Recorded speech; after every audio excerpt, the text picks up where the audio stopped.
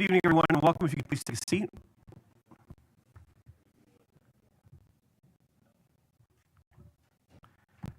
Good evening. We'll now call to order a meeting of the South Miami City Commission. Today is Wednesday, September 3rd. The time is 7 p.m.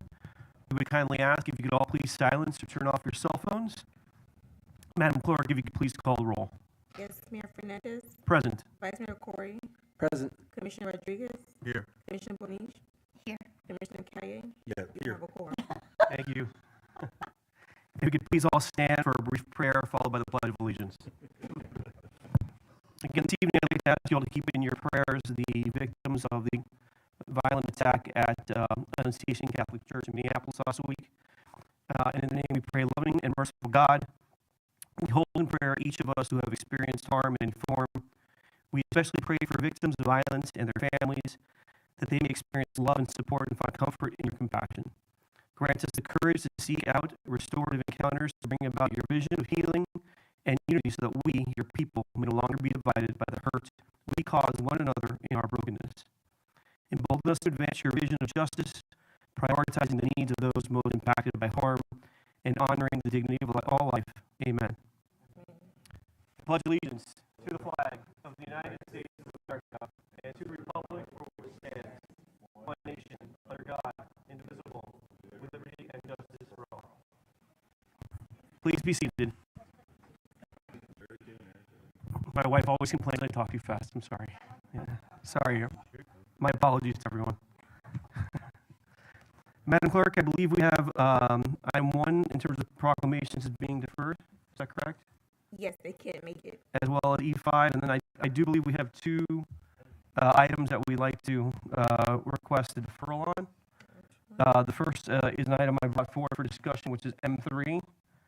Without objection, I'd like to defer that item to the September 16th agenda. Okay. And I believe we have a request from the applicant on item 6, Mr. State Attorney, for item 7. Just confirm the number. That's the Manor Lane project. Yes. Sorry, item 7. My Item 7, apologies. yes. To defer that item till October 7th, October 7th. as discussions continue between the parties on a possible. That's correct. Okay.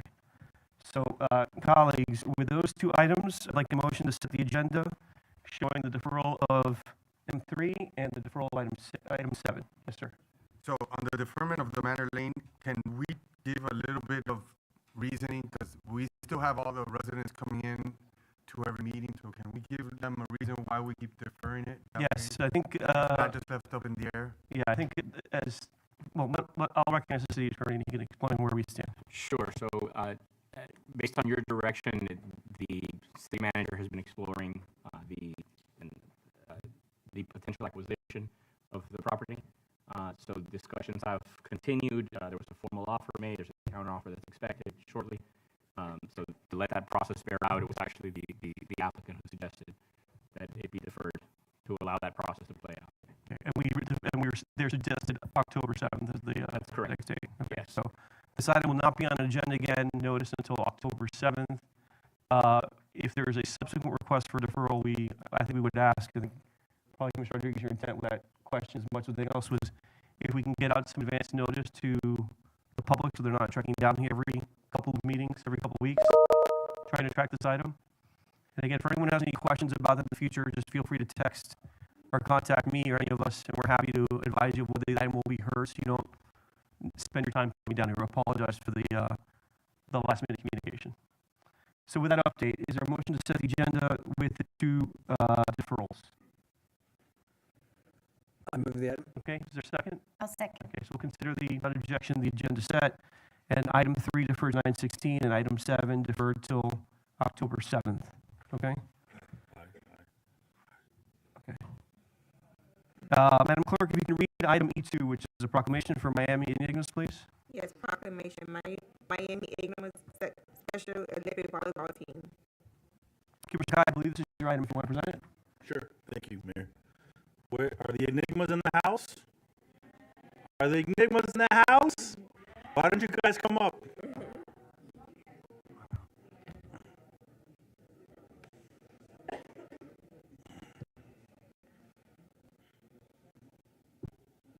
Coach.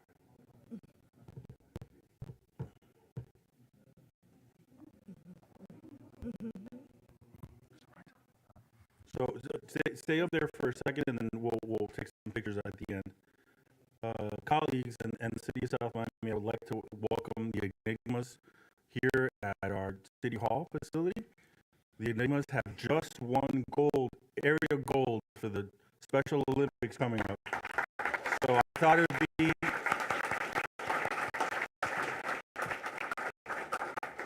be a great opportunity for the city to get to know what they're doing, how they're doing it, their coaches and their families that are involved with it. So with that, Mayor, I'd like to present the proclamation. Right ahead. So this is our proclamation from the city of South Miami. Whereas the city of South Miami is proud to support the Special Olympics and recognize the incredible talents, perseverance, and spirits of its athletes. And whereas the Miami Enigmas Special Olympics volleyball team has demonstrated exceptional dedication, teamwork, and resilience in their pursuit of athletic excellence. And whereas though the countless hours of practice, determination, and the unwavering support of their coach, families, and the community, the Enigmas have emerged victorious, winning the area gold medal in their division. Congratulations.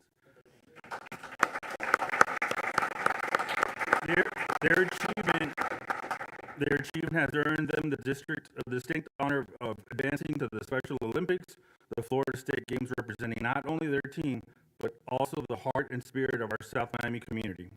And whereas the Phoenix Beach Volleyball Club generously volunteered their time, expertise, and passion for the sport, with both coaches and players stepping forward to help prepare the Miami Enigmas, I can't say that word sometimes, for competition, fostering skills, confidence, and camaraderie that were vital to the team's success. And whereas the Miami Enigmas and their supporters embody the core values of sportsmanship, inclusion, and perseverance, and serve as an inspiration to all who strive to overcome challenges and achieve greatness.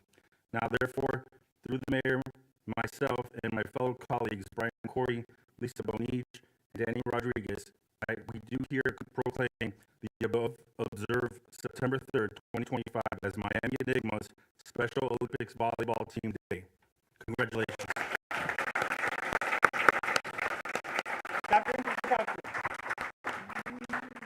Do you want to recognize someone to give us a few remarks on their part? Would you like to say a few words? Yeah, come on up. Yeah. There you go, Mikey. Come on. Right at the microphone there. Got the microphone. Yeah. There you go. There you go. Hi, my name is Michael Lopez. I've been doing Special Olympics since I was a kid. Thank you for the privileges for this team sport. I love this team. I've been thinking so much about winning the gold medal for states. And my coach, Michael, and my whole team, like family, I thank you for so much, City of Miami. Thank you. Mike, just a quick question. How many team members are there on the team total? We have two teams. Two teams? Yes. Okay, how many players? We have a total of 23. 23. both unified and traditional. Okay. Madam Clerk, if I could make a request, can we produce duplicates of each of the proclamations and maybe give them on a softback to them? I'd like each team member to have a copy for themselves. Okay? Thank you for that. Congratulations. Let's take a picture together, okay? Round of applause. Mayor, before we do that, are the coaches around? Can they raise their hands? Can you guys talk a little bit about, because I know you guys do a lot of different sports and a lot of different activities at all of our different parks. Can you talk about, what brought this all together and, what is it that you guys are looking for here? Yeah. We really started for my mom and me. If you can get your name for the record, I apologize. Thank you, sir. Michael Nostishuk, head coach for the Enigmas. My mother, Mary, co-founder of the Enigmas. She used to be a public school teacher, and she was involved with Special Olympics there. What got her into it is she was with special ed, and my young brother, Matthew, right here, has autism. About 15 years ago, she got me in just to play bowling with him, to be a unified partner. Personally, I hate bowling. But it was for him, so I'll do anything for him. After a couple of years, I actually enjoyed Tom and Arby of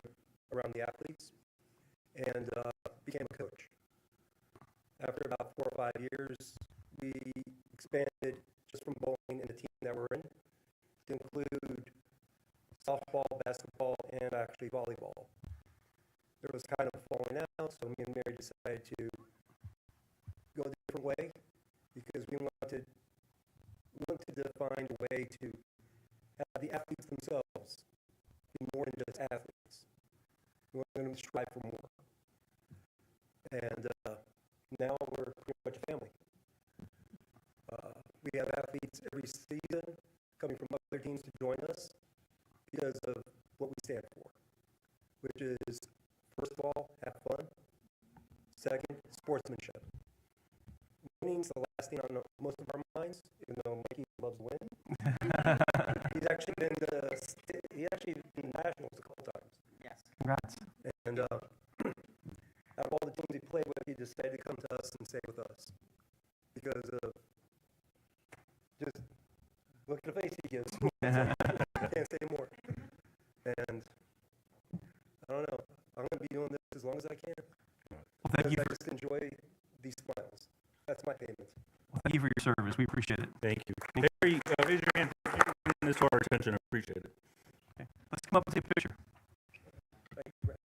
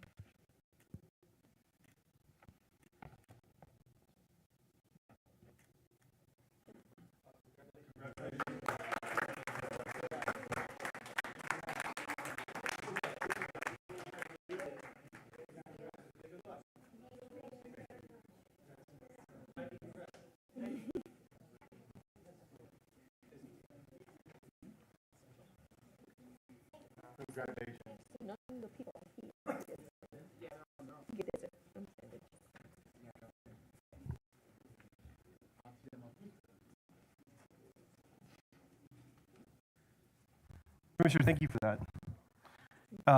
Next, let's move to a quick legislative update. We've got our team present in the chamber and online. So, Mr. Rosenstein, the floor is yours. Hey, everybody, can you hear me? Hey. Yes.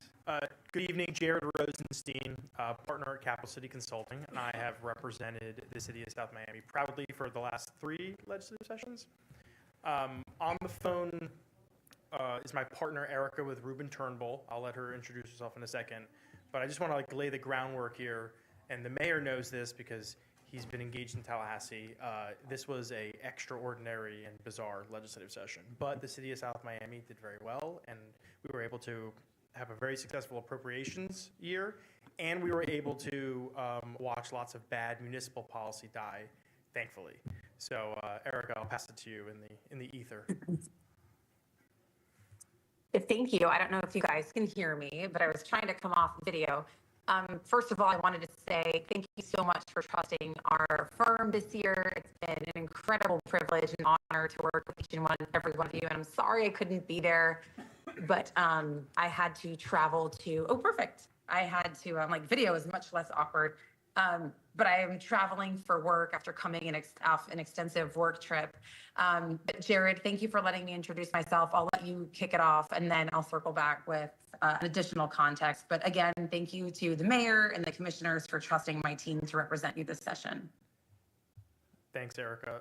So this session, the Florida Constitution mandates that the legislative session needs to be 60 days, right?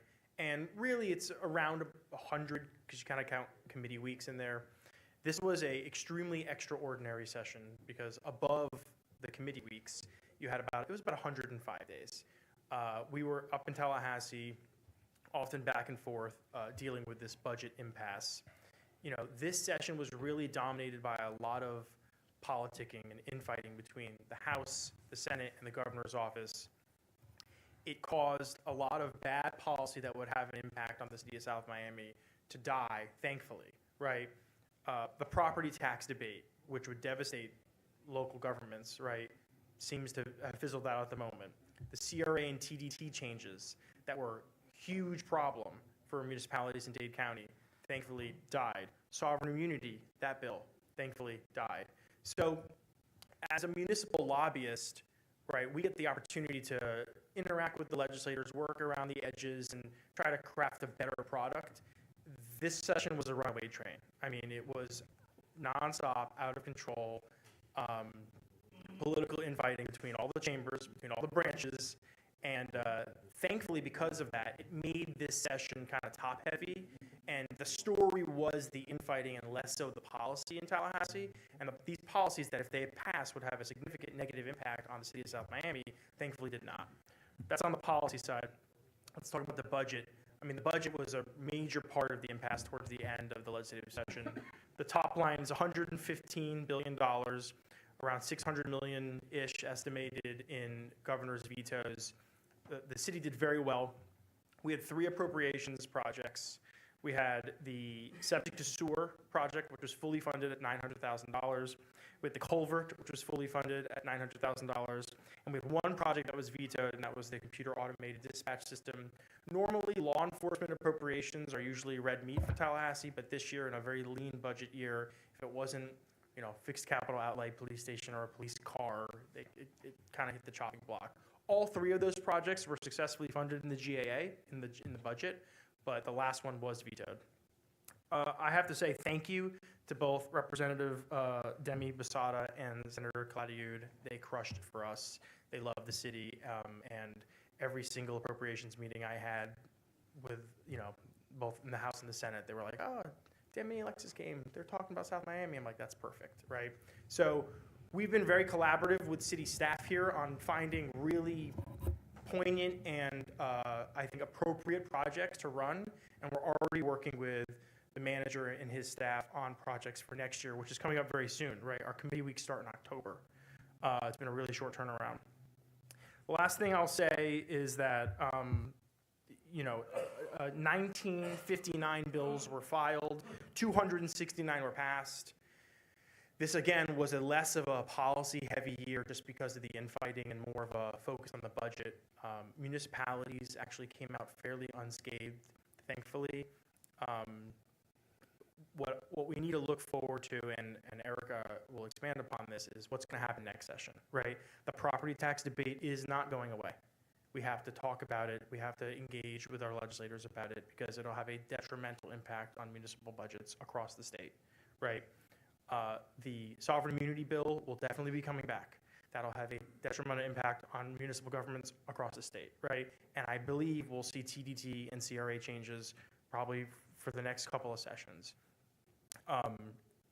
From the executive branch side, I can say that we will likely see another year of strong vetoes and political vetoes probably coming out of the governor's office, but it remains to be seen. There's not a lobbyist on the planet that can sit here and tell you exactly what's going to happen next year, right? Tallahassee has become pretty much like the Wild West at the moment, but we're in a good spot. Our branding is good, the legislators like us, and our appropriations are strong.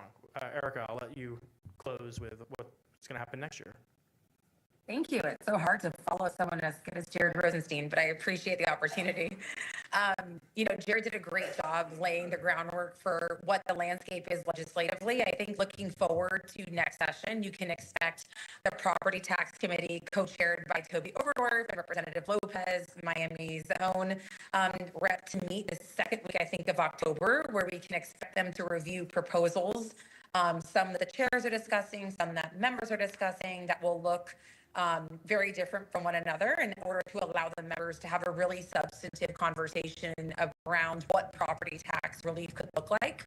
I also think we should expect some type of congressional redistricting committee to prop up. That has certainly been a hot topic. I think the House has been a little more vocal about their intention to do something than the Senate, but I certainly think that's also something that is brewing. And then finally, I really want to give kudos to the city for hearing the legislature's lean and mean budget recommendation for this session. That was certainly reflected in the total amounts of projects put forward by legislators in both chambers. The member project requests dropped by a couple $2 billion, which is a ton if you think about the number of projects that were filed. So I certainly think the city of South Miami heeded that warning, in addition to other local governments and nonprofits. And I think we'll continue to hear that drumbeat next session, which is lean, look for state opportunities that overlap with local government interests, which is what I think we did really well. So that's my quick update on what we have to look forward to, and I'm happy to answer any questions. Thank you for that brief presentation. Colleagues, any questions? Yes, Madam Commissioner, you're recognized. Thank you. I think it's important to note that Ms. Chanti mentioned Vicky Lopez, and I think we would be remiss in not saying that we should probably owe her a big thank you, because I think she really did push a lot for us, along with, Demi Busada and Alexis Calariud, and I'm thankful to her for her insights for our city.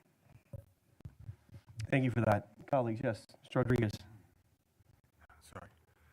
I just want to thank both of you. I mean, both of you have done an excellent job at what you do. I got to experience it firsthand, and on a personal note, thank you for taking me around, showing me your ways, and that was my first time in Tallahassee, so I do appreciate both of you taking the time. But back to what I was saying is, you guys did a great job. We didn't make it any easier for you, but you guys did a hell of a job. So congratulations and thank you very much. Thank you. Mr. Kai, Corey? Yeah, kudos on that. You guys did a great job. It was not easy, to say the least. I remember being up there, and it was chaos. So, kudos again. Speaking of next year, I know it's right down the pipeline. What are we thinking for, I know it's really unknown, but infrastructure, what type of projects do you think that might be a little bit feasible for us to start pondering? I'm sure you're working with the manager and the team already, but what do you, just so we can talk about it real quickly? Yeah, so thanks. It's a good question.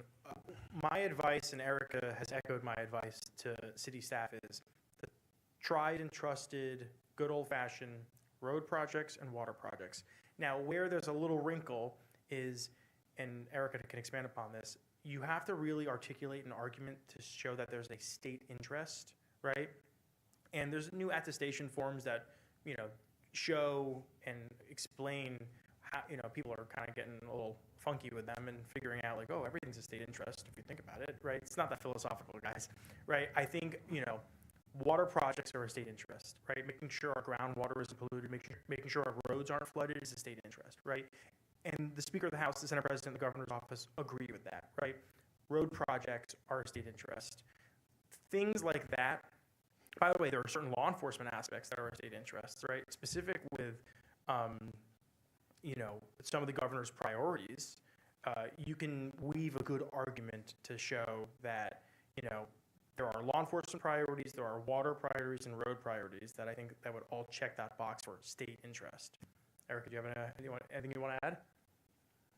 No, I think you explained it perfectly. I think looking for that proximity, if we're going to look for a road project, let's make sure it's adjacent or connects to a state road. Yeah. Anything that we can show the state has a legitimate and direct interest in, I think will go a long way, certainly in the veto process. And I think the legislature has really scrutinized the requests that have come in more than ever before. And Jared, I think you did a great job laying that out. Thank you. And yes, thank you. I actually had the exact same question, guys. So I just wanted to thank you and say that we appreciate you helping us out with these really important projects. Thank you, Vice Mayor, and thank you guys. Your staff has been wonderful to work with. Sometimes I drive them crazy when I'm like, oh, much smaller project, much leaner project, but they heed our advice, and we show the result of that. So it's been a really good collaborative effort. I'll just close saying that we're really fortunate to have such a great team. You represent us very well in Tallahassee, and your good work is noted. And again, we did not make it easy for you this session with initiating a small complaint, but small complaint. hopefully next year's a little bit smoother in that regard. I do just want to say for the record again, thanking our state representative Demi Busada Cabrera, our state senator Alexis Calariud, but also Erica, if you could pass along as well our regards to Representative McClure, who we thanked before, and to Speaker Perez for their advocacy on our behalf as well. We're grateful to them as well for all their efforts on our behalf. Mr. Mayor. Yes, sir. If I may, just certainly appreciate the efforts, and on behalf of the administration, I want to thank you and Erica and the team for the work and support, and our deputy manager who kind of led the coordination with our lobbying team. Thank you, to- Sam. To get us teed up. So, it's always tough and there's a lot of back and forth. And so we appreciate the energy, the advice. Sometimes we push back and say, no, let's go for this. But it's a collaborative effort. So we appreciate it. Thank you, Erica. Thank you for your time. Good to see you again. Take care. Thank you. Thank you for the kind comments. Bye, Erica. Mr. Yes, sir. Mr. Manager, are we due for another maybe federal update as well coming up soon? We usually get it pretty like once or Yeah, we once or certainly 2 could. weeks afterwards. I get regular emails from our federal lobbyists on things that are going on. We interacted recently about, we are currently in for $1 million for septic to sewer, and then we probably will know at the end of the year if that holds or not. So he definitely can give us an in-person presentation, and we can coordinate that with him, but we are communicating on a regular basis. Besides that, he shares a lot of grants that are available, and then we share that with our finance and grants team. So I'll coordinate with him. Okay. Thank you. Moving on, Brandon, with your indulgence, I'm going to push you up back a little bit onto the agenda, if it's okay with some folks here in the audience. Can I get a quick motion to approve the minutes of August 19, 2025? I'll move the motion. Is there a second? I'll second. Thank you. So a motion by Commissioner Kaya, a second by Commissioner Bonich. Madam Clerk, if you can call the roll on the minutes. Yes, Commissioner Kite, Yes. Commissioner Rodriguez, Yes. Commissioner Bonich, Yes. Vice Chair Corey, Yes. Mayor Fernandez, Yes. and it's passed 5-0. Thank you. I'd like to just move item F1 as an add-on. If I can get a second. Second. Okay. We have a motion by myself, a second by Commissioner Kaye. Without objection, so item F1 added on to tonight's agenda. I'm going to try to just jump around really quickly, and I know there's some people in the chamber on specific items, and I want to get them home as quickly as possible. So with the council's indulgence, I'd like to call up item 6, which is a variance and a quasi-judicial item.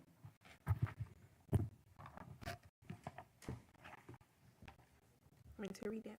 Please, if you could read that into the record, please. Yes. Item 6, a resolution of the Mayor and City Commission of the City of South Miami, Florida, granting approval of or denying a variance application pursuant to section 20-5.9 of the Land Development Code, seeking a reduction of the permanent generator size setback requirement where a property within a low density single-family residential RS3 zoning district located at 6071 Southwest 85th Street. Thank you, Madam Clerk. Mr. City Attorney, can we get the appropriate warning? Thank you, Mayor. Application number 6 that you're about to hear is quasi-judicial in nature. Clerk has read the title of the resolution. Now the public hearing will include presentations by staff, the applicant, and public comment. Commission may ask any questions either before or after public comment is closed. Following public comment, the commission may deliberate on the item. The quasi-judicial procedures require this commission to consider the evidence presented to it and base its decision on the applicable law and primarily on the evidence presented, whether by the applicant, staff, or members of the public. This particular hearing is to consider the applicant's request for a variance for the property. The criteria is spelled out in the staff report. It's primarily in section 20-5.9 of the Land Development Code, along with general law, which addresses variances. The evidence considered must be substantial competent evidence. This means testimony or other evidence based on personal observation or relevant expert testimony that a reasonable mind will accept as adequate to support a conclusion. It is not a popularity contest. It cannot be based solely on non-expert opinions, no matter how fervent those opinions might be. If anyone wants to speak on an item, they should be given that opportunity. And if you intend to provide testimony to the application considered tonight, you should be sworn in before your testimony is taken.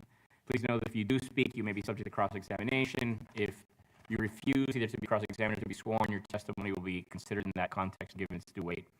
The general public will not be permitted to cross-examine witnesses, but the public may request the commission to direct questions on their behalf to either staff or the applicant. At this time, if you wish to speak on this item, I'd ask that you please stand and raise your right hand. Do you swear or affirm to tell the truth, the whole truth, and nothing but the truth? I swear. Thank you. Madam Clerk, can you confirm that this was properly advertised for this Yes. evening's hearing? Thank you. And last order of business, Mayor, Vice Mayor, Commissioners, have any of you had any ex parte communications with the applicant or with any member of the public on this item? I did receive a copy of a courtesy notice that was sent to all the neighbors in my immediate neighborhood by, I believe, the applicant. So I didn't receive and review the correspondence to the extent that needs to be disclosed. But you were not speaking. I did not speak to any party, no. Okay. Sir. Yeah. So let the record reflect that no No. member of the commission had any ex parte communications. Mayor, Thank you, appreciate it. Colleagues, did we all have a chance to review the staff report? do we need a presentation or any questions of staff regarding the variance application? Okay, well then turn it over to the applicant. If you have anything you'd like to add for the record, we're happy to hear your comment. Nothing special, you know already. Okay. About it. Colleagues, do you have any questions of the applicant about the application? Anything we'd like them to clarify for you? Okay. Okay, any discussion about the staff report of the request? Okay, seeing none, is there a motion to approve Public, the variance? Oh, there's a public hearing, my apologies. This is a public hearing item. Any member of the public who'd like to address this commission on item 6, which is a variance related to the placement of a generator at 6071 Southwest 85 Street. You're welcome to come forward at this time and address this commission. Again, any member of the public present is welcome to come forward at this time. and anyone on Zoom, please raise your virtual hand. Okay, seeing no one in the chamber and no one online, we will close the public hearing. Again, colleagues, if there are any questions, we'll hear them now. Seeing none, is there a, yes, ma'am. I just have a note to our internal department that if this is something that we think is going to be an issue moving forward, that we maybe get ahead of that. Because people are buying more generators, I think, than in the past. So if you think we're gonna see something like this, then we should take what we decide now and at least start to develop on it. It's a good comment. I've heard one other request similar to this one from a member of the public. So again, if there's a remedial issue, Ms. Cabrera, that we should consider addressing this to avoid someone having to go through a formal variance process, I think it probably would be well advised. Any further questions or comments, sir? None? Okay, is there a motion to adopt item 6? I'll move it. Okay, is there a second? Second. A motion by Commissioner Bonich, a second by Commissioner Rodriguez, with the conditions as presented. That's correct, yes. So to clarify, the motion is to adopt with conditions as presented by staff. Commissioner Bonich? Yes. Okay. Seconder concurs? Yes. Okay. So we have a motion and a second. Madam Clerk, if you can call the roll, please. Yes, Commissioner Bonich, Yes. Commissioner Rodriguez, Yes. Commissioner Kaye, Commissioner Guy? Yes, I'm sorry. Vice Mayor Corey, Yes.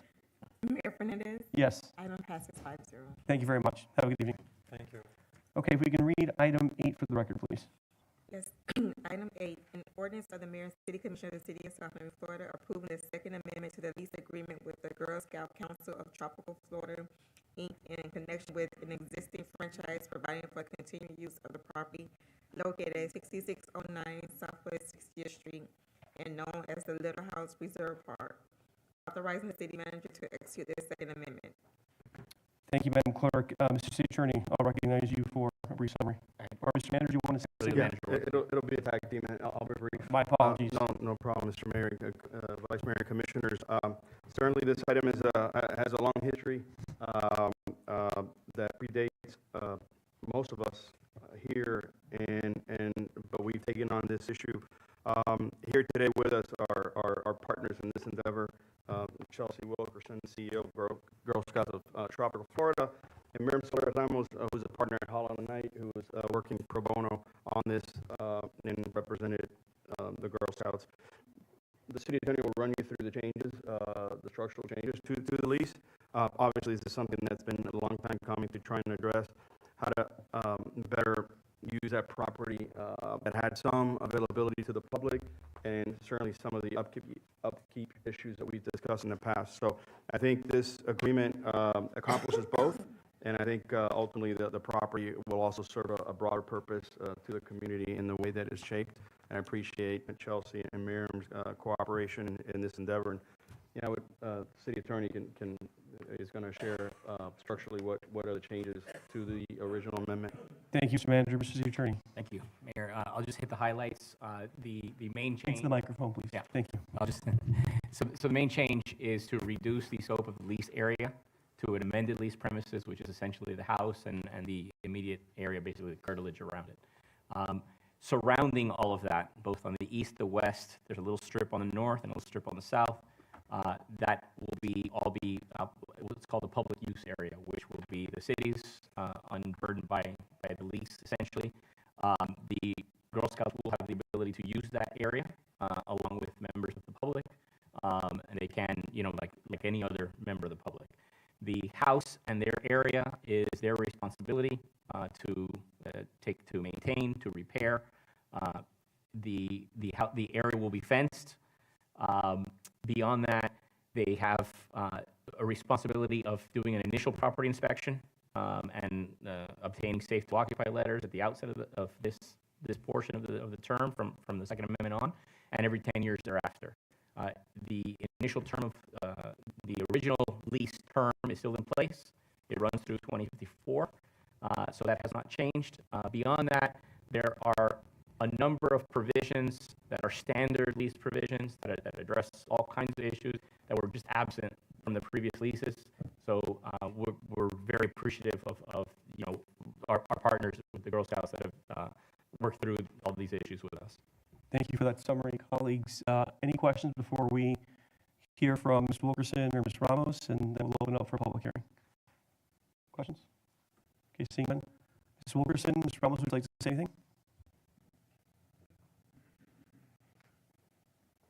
Good evening. Hi, good evening. Chelsea Wilkerson, CEO of Girl Scouts of Tropical Florida.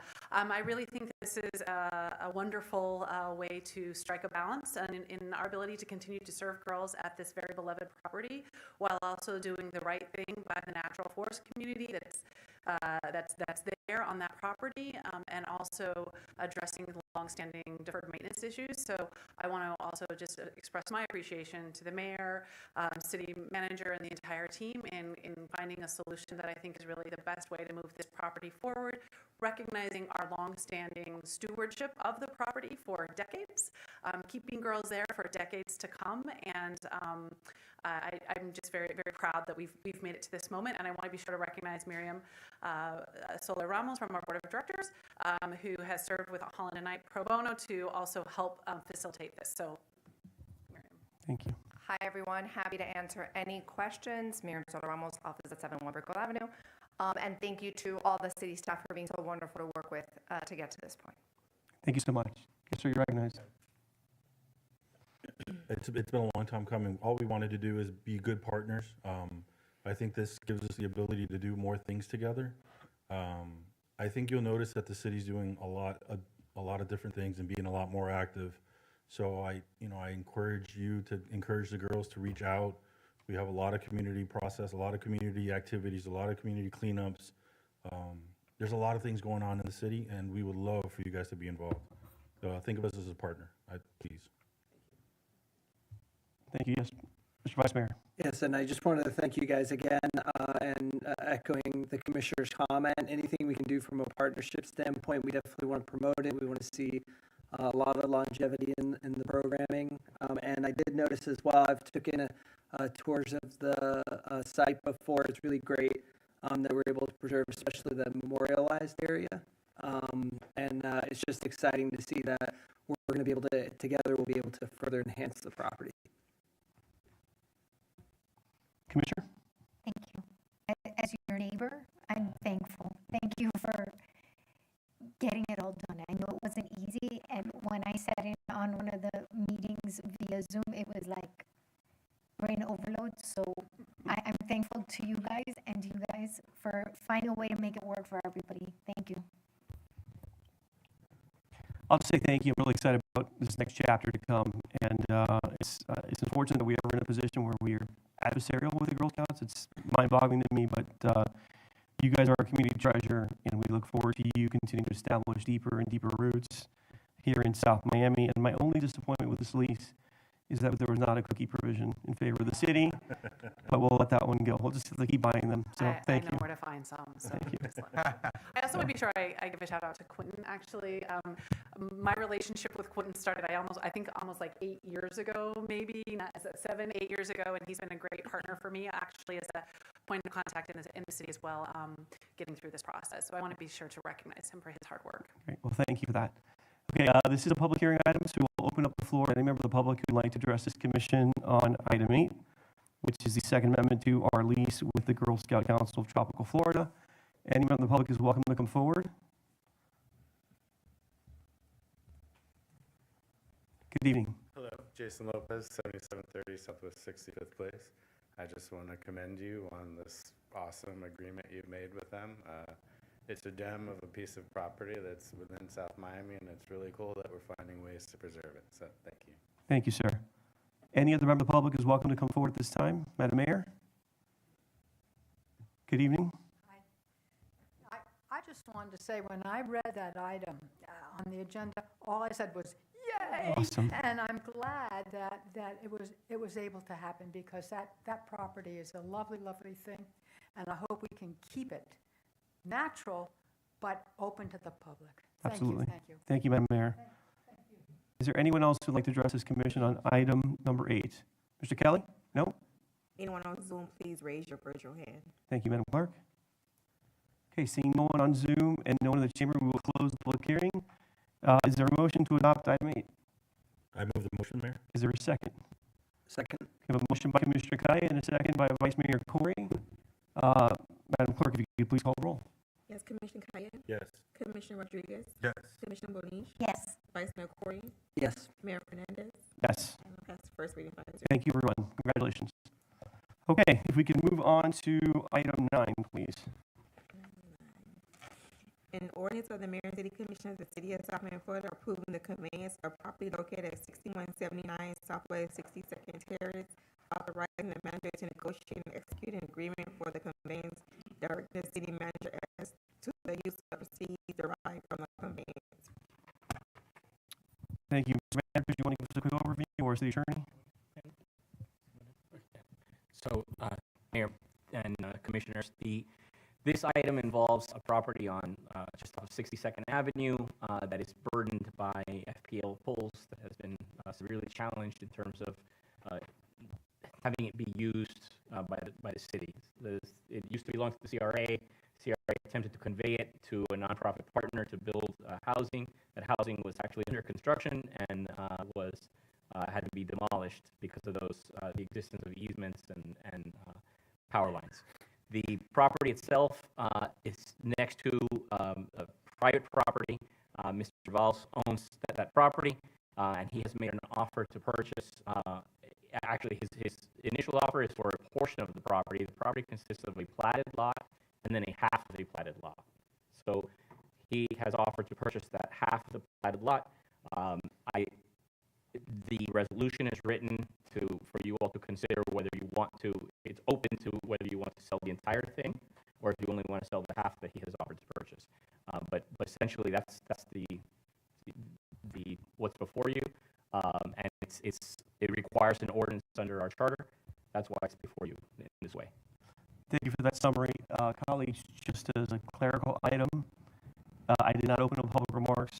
So what I will do for this item, even though it's not a public hearing, I will open up public remarks, and then I will go back to public remarks to the balance of the agenda. My apologies for skipping that step earlier. All the other items that we've tackled thus far were public hearing items, so I don't think I've put us in any jeopardy by having committed that omission. So with that, sir, you're recognized if you'd like to add anything by way of comments to the record. If not, we'll open it up for discussion among the board. Thank you, everyone, for hearing me this evening, and happy to answer any questions that you may have. Thank you. Colleagues, I'm open to selling the half lot or the full lot. Quite honestly, my bigger interest here would be to see how we could use the proceeds of the sale to maybe complement some of the other work individuals like Mr. McCants are doing through Rebuilding Together here to improve the condition. When I was approached about this item, the idea was to make this any housing built on the half lot affordable. Given the numbers that we discussed originally, I didn't think that would be affordable to people actually living in the neighborhood. So I thought the better course would be to sell this at its fair market value, whether it's the half lot or the full lot, and then take the proceeds and reinvest them back into the neighborhood. I thought one thing we could do is possibly partner with Rebuilding Together, which has gotten some money from the county to do home repairs. My preference, in terms of my thinking, my only difference in approach would be to want to make those lower no interest loans that would not be payable until the home is transacted again, as opposed to just a grant, which is typically their model. We can discuss how we would use the proceeds after the sale and make a firm commitment. So the item is styled with that as a recommendation. I'm happy to take out the limitations on the use of the proceeds. I just wanted to send a statement certainly to the neighborhood that if we were disposing of property that was formerly owned by the CRA, that the proceeds would be redirected back into the neighborhood for some related purpose. So those are my thoughts behind bringing the item as it's styled. Again, before we say anything further, I'd like to just open the floor up to the public. and then we can close with the conversation among us as a board. If there's any member of the public who'd like to address this commission on item 9, I'd like to invite you to come forward and do that at this time. Anyone in the audience who'd like to come forward? Yes, Madam Mayor? And again, the same courtesy to anyone who may be listening online. If you'd like to speak on this item, please raise your virtual hand. Good evening. Hi. I was not sure or clear at all from what I read, and maybe I didn't read it as thoroughly as I might have, but it looked at one point that someone was thinking about putting 2 houses on the 2 half pieces that then become a whole. And 2 houses would, what looked, at least from the map, it looked like it would be much too crowded and out of keeping with what everything else in that neighborhood. So that was the only, I have no other concern, but that to jam a lot of homes on a small piece of property doesn't make sense when everything else around there is not that kind of crowded. So just to address that concern, and Mr. City Attorney, again, I think the idea would be to unify at least, I think it's Lot 2. We own the west half of Lot 2, if I'm not mistaken. Correct. With the east half of Lot 1, so you could have at least one building site. That's correct. There is I think is it Lot 3 or Lot 1? I can't remember which is the one that's Lot 1 is the one on That's- 62nd that's Avenue. burdened that we by, own. that we own, that is unbuildable because it's got overhead power line on it. Right. Madam Mayor. So just to clarify, the goal here would be to reunify the east and west half of Lot 2, so it would be one building site again with one home improved on it. Okay. Any further comments from the public? Okay, seeing none, we'll close it. Commissioner Guy, you're recognized. The Madam Mayor had a point. I didn't understand it that much either when reading it. And in my agenda meeting, I still didn't grasp what Lot 1 is, Lot 2. If I look at public record, we only see the lot closer to 62nd Avenue as the city of South Miami's lot. And the other lot is So there's one folio. one folio. One folio, but so the folio is a tax record. Mhm. The subdivision has a platted lot and then half of a platted lot. Just on that folio. Just on that one folio, sir, that's right. No. And so that folio currently is at 3,525 square feet, the folio with both lots together. Is that accurate? Yes, the half lot and the full lot, yes, sir. And so the opportunity here is to do the portion of the lot that's on the east side of the 2. Right. And he is, I'm sorry, He's the adjacent property. adjacent Correct. And that property currently right now is at 5,875 square feet. So the square footage that we're actually lot is how many square feet in general for the lot? So it's just under We're thinking 12. about giving up here? It's under 1,200 square feet, correct? Total. 12, yeah, it's 12, Yeah, it's total. 12 and a half by 94, I believe is my recollection. That's the half lot that he would have to join with his lot. And in our current zoning, what is it that he can build with if he has those extra 1,200? So there is there's an exception under our rules which allow him to build on a platted lot, a full platted lot. So what he would be building on is a 25-foot by 94-foot lot, which are the platted lots on that street.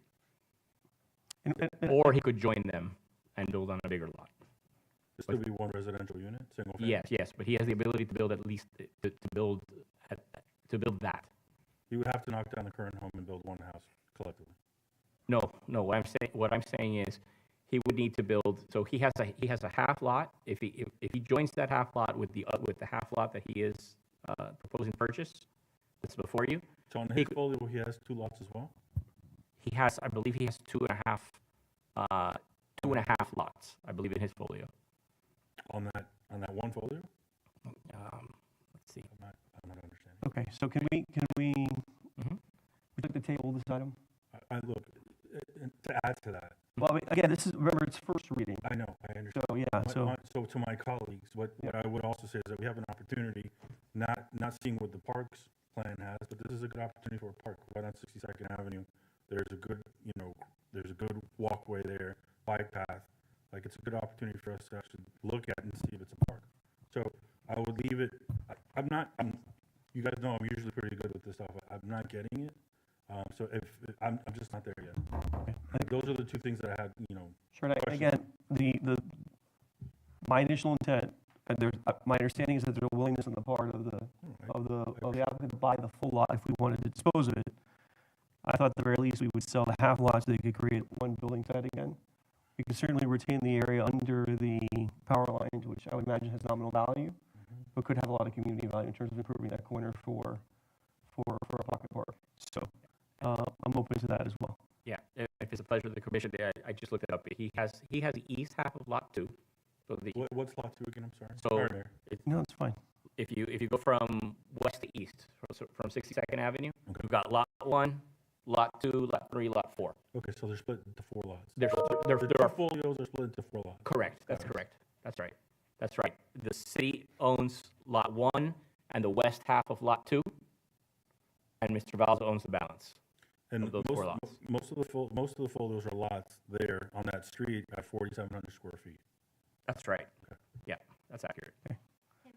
Yes, hold on. I have Commissioner Rodriguez and then Commissioner Bonich. Mr. Vice Mayor, did you want to ask a question? Okay. So Rodriguez. I apologize. I'm going to try to make this as quick as possible. So I don't know if everyone up here understands the history of this. There was a older lady that was going to receive this property, had a house built for her, which still boggles my mind with the survey and with the contractor and all that. They built the house on the easement. So FPL said you can't have it on our easement. So this poor lady who was hoping to have a home, her first home, got the home torn down. And so now she's renting and doesn't have a home. So that's how all this started. And then I was made aware of this issue, which I brought it to the manager to try to see if we can, either give her the lot or try to work something out. And then James bringing Rebuild was to do a home for this older resident. Now this was brought on, which I did not know, which I'm okay with. The question I have for you is, if this would be 3 homes that you would be able to build, correct? It would be 2 of your lots and this one lot of it's combined.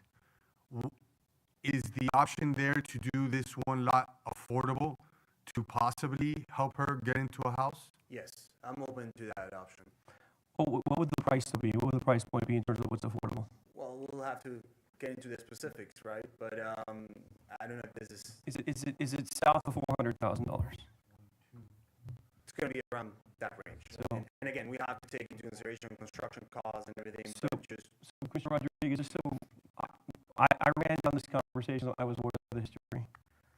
From my understanding of that individual's economic situation, the home he could build at that price point would not be affordable to her.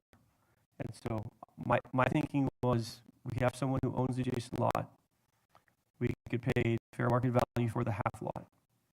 And then we could use the proceeds for whatever purpose, whether it's to help this one resident acquire a unit elsewhere, or use that money to rehab the homes for residents who are aging in place and may need some critical repairs done to those homes in an effort to preserve affordability in the neighborhood.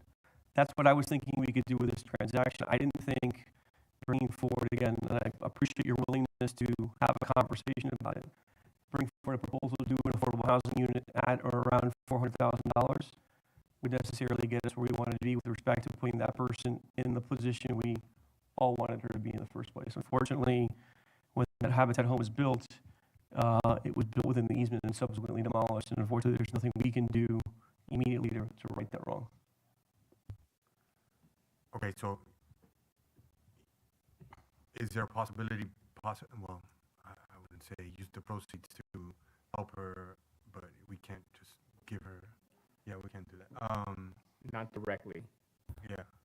So I think what I've discussed with the city attorney is, again, we have 2 decisions to make. One is, do we transact either the full folio that we own or a portion of it? I think Commissioner Guy is advising us that we should consider at least retaining a portion of this lot because we could possibly improve it as a public space.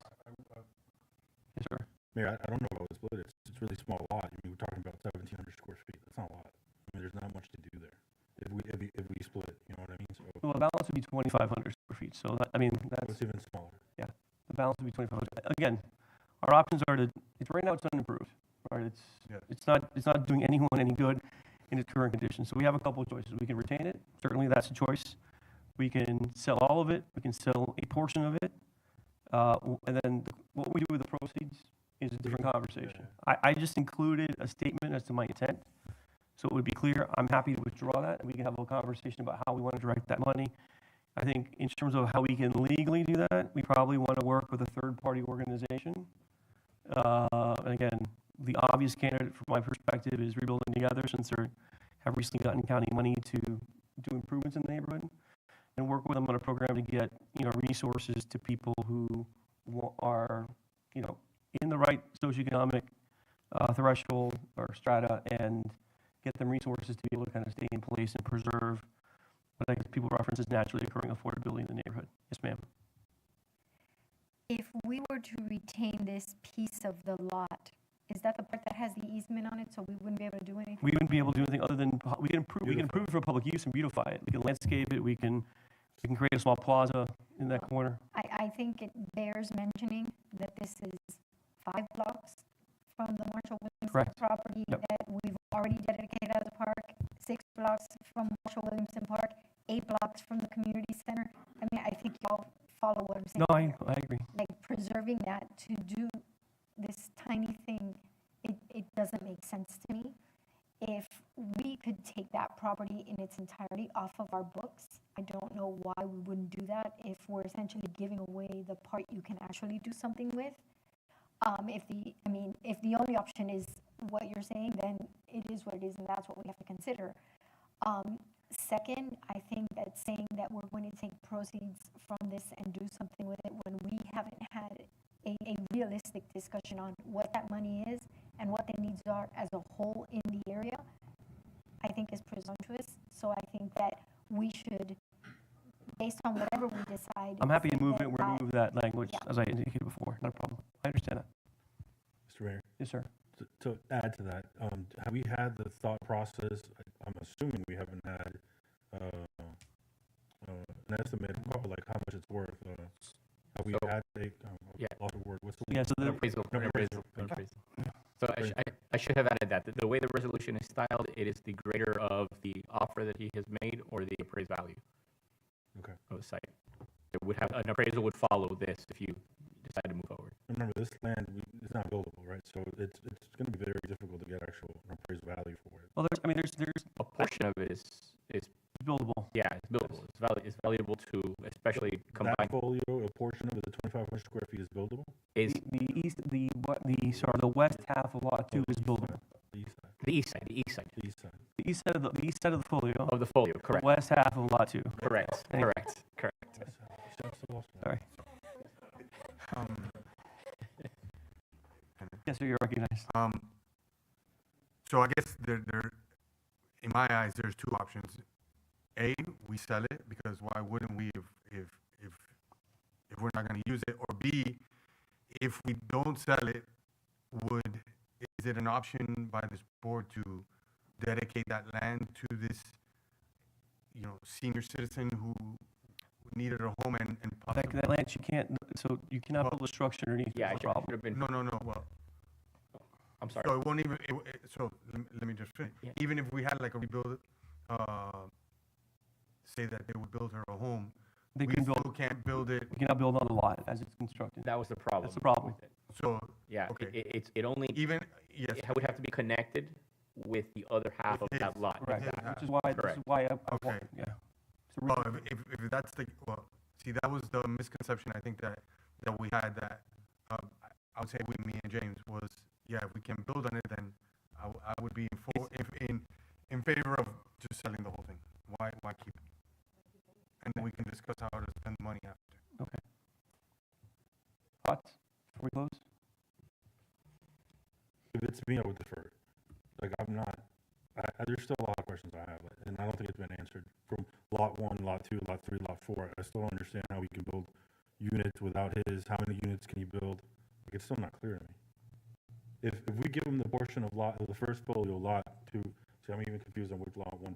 I wish we had a little diagram. Yeah. Point at it. There, Okay, so just to quickly explain, if we convey to him the west half of Lot 2, he joins it with a portion, the east half of Lot 2 that he owns. What is Lot 2, Mayor? Lot 2 is the platted subdivision, so the underlying, so your zoning rules get applied to the platted lots. Setbacks, density calculations are all based on the recorded subdivision for that area. This area has a recorded subdivision with lots that are 25 by 94 in dimension. We've had other applications recently that have come forward and procured approvals to build townhome style, single-family residences on similar lots. We've all voted them up before. This gentleman's proposing to do the same here if we sell him the west half of Lot 2.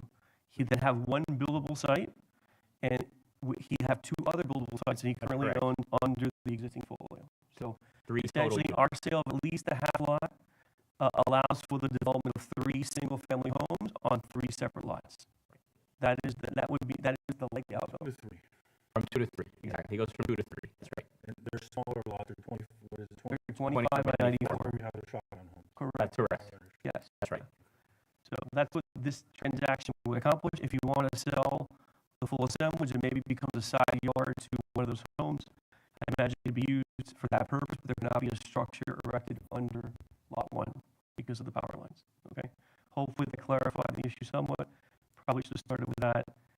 I'd like to move the item as is presented with the modification that will remove the language on the use of the proceeds, so we can discuss that in the future. Okay? So I'd like to move with that modification. Is there anyone who'd like to second that item? I'll second it. Okay, thanks. Motion? Mayor, before we vote, is Yes, there, sir. is there 2 readings for this, or? Yes, 2 readings, sir, yes. Yeah, it's by ordinance. So that's the reason I want to move it today. Yes, sir. Again, no disrespect intended in not wanting to accept your request for a deferral. Okay. No. Okay, so we have a motion by myself, a second by Commissioner Rodriguez. Madam Clerk, if you can call the roll on first reading. Yes, excuse me, Commissioner Bonish, Yes. Commissioner Kaye, Mr. Guy? Oh, sorry, I thought you said you Yes, yes. I'm lost today. I'm gonna say yes, but, no, make We sure understand, yes. No problem, thank you. Commissioner Rodriguez, Yes. Vice Mayor Corey, Yes. Mayor Fernandez. Yes, Item as amended passed first reading. thank you. Okay, Thank you all very much. let's take up M1, please. Actually, I'm sorry. We're going to go to public remarks. I apologize. Thank you, Commissioner Bonich. So my apologies to everyone this evening.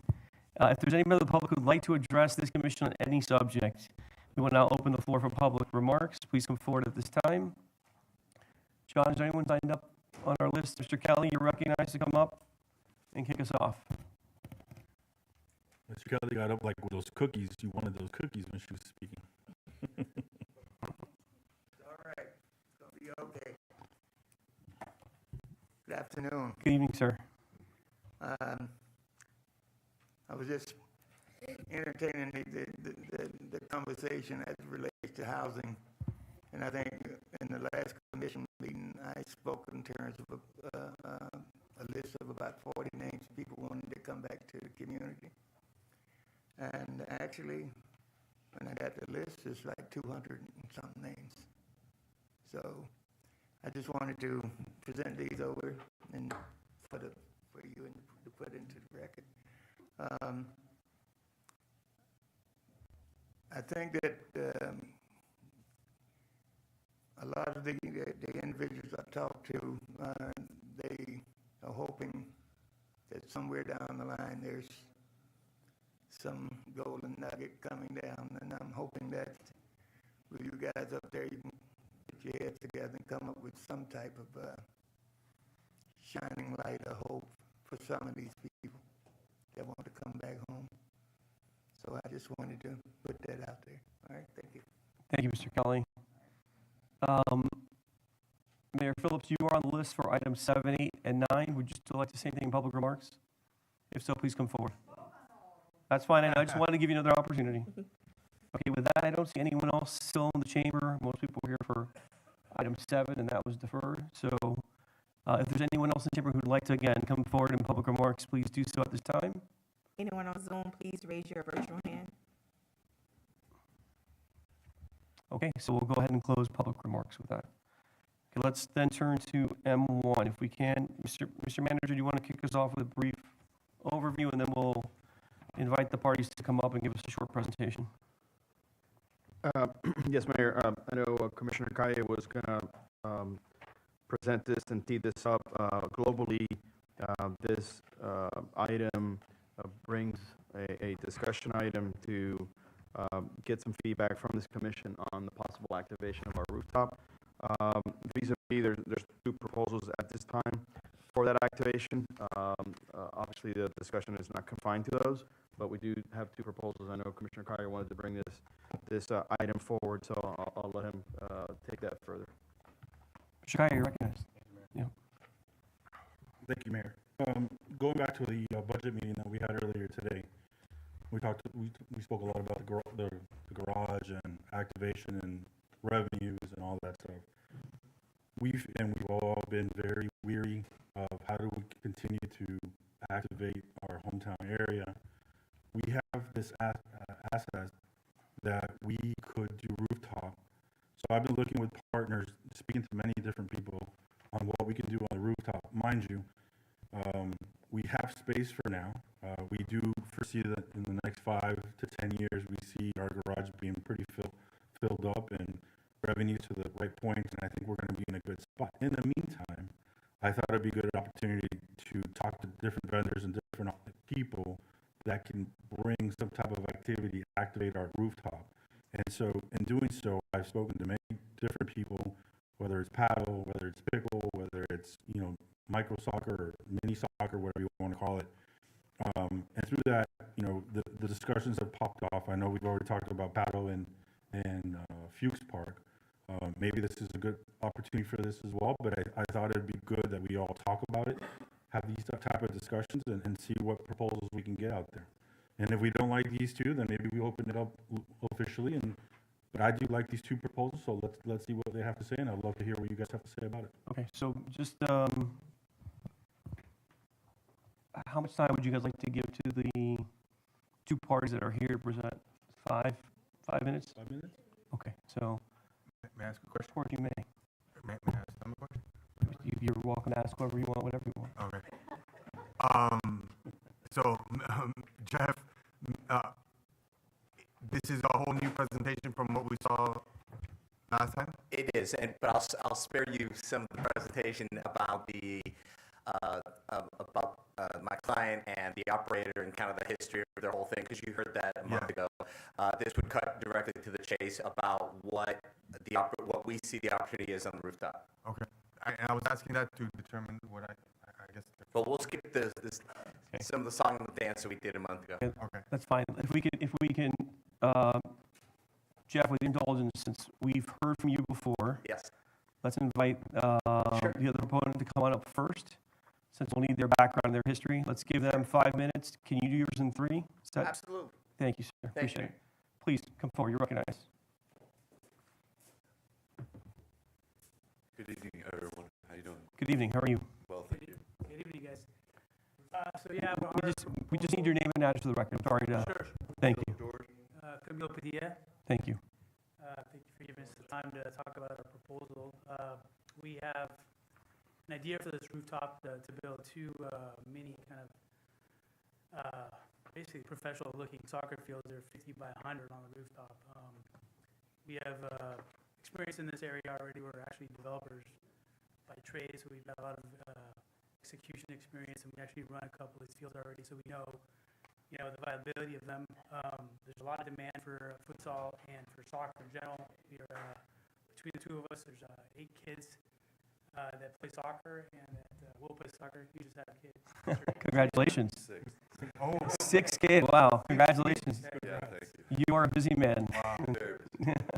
So yeah, we'll cut to the chase a little bit too, but we know the demand. Thank you. Perfect. Yeah. We the idea is a 5 release here that we can pay the city about $7,500 a month. We project that on top of that, we'll be able to get the city another $50,000 in parking revenue from the patrons that come.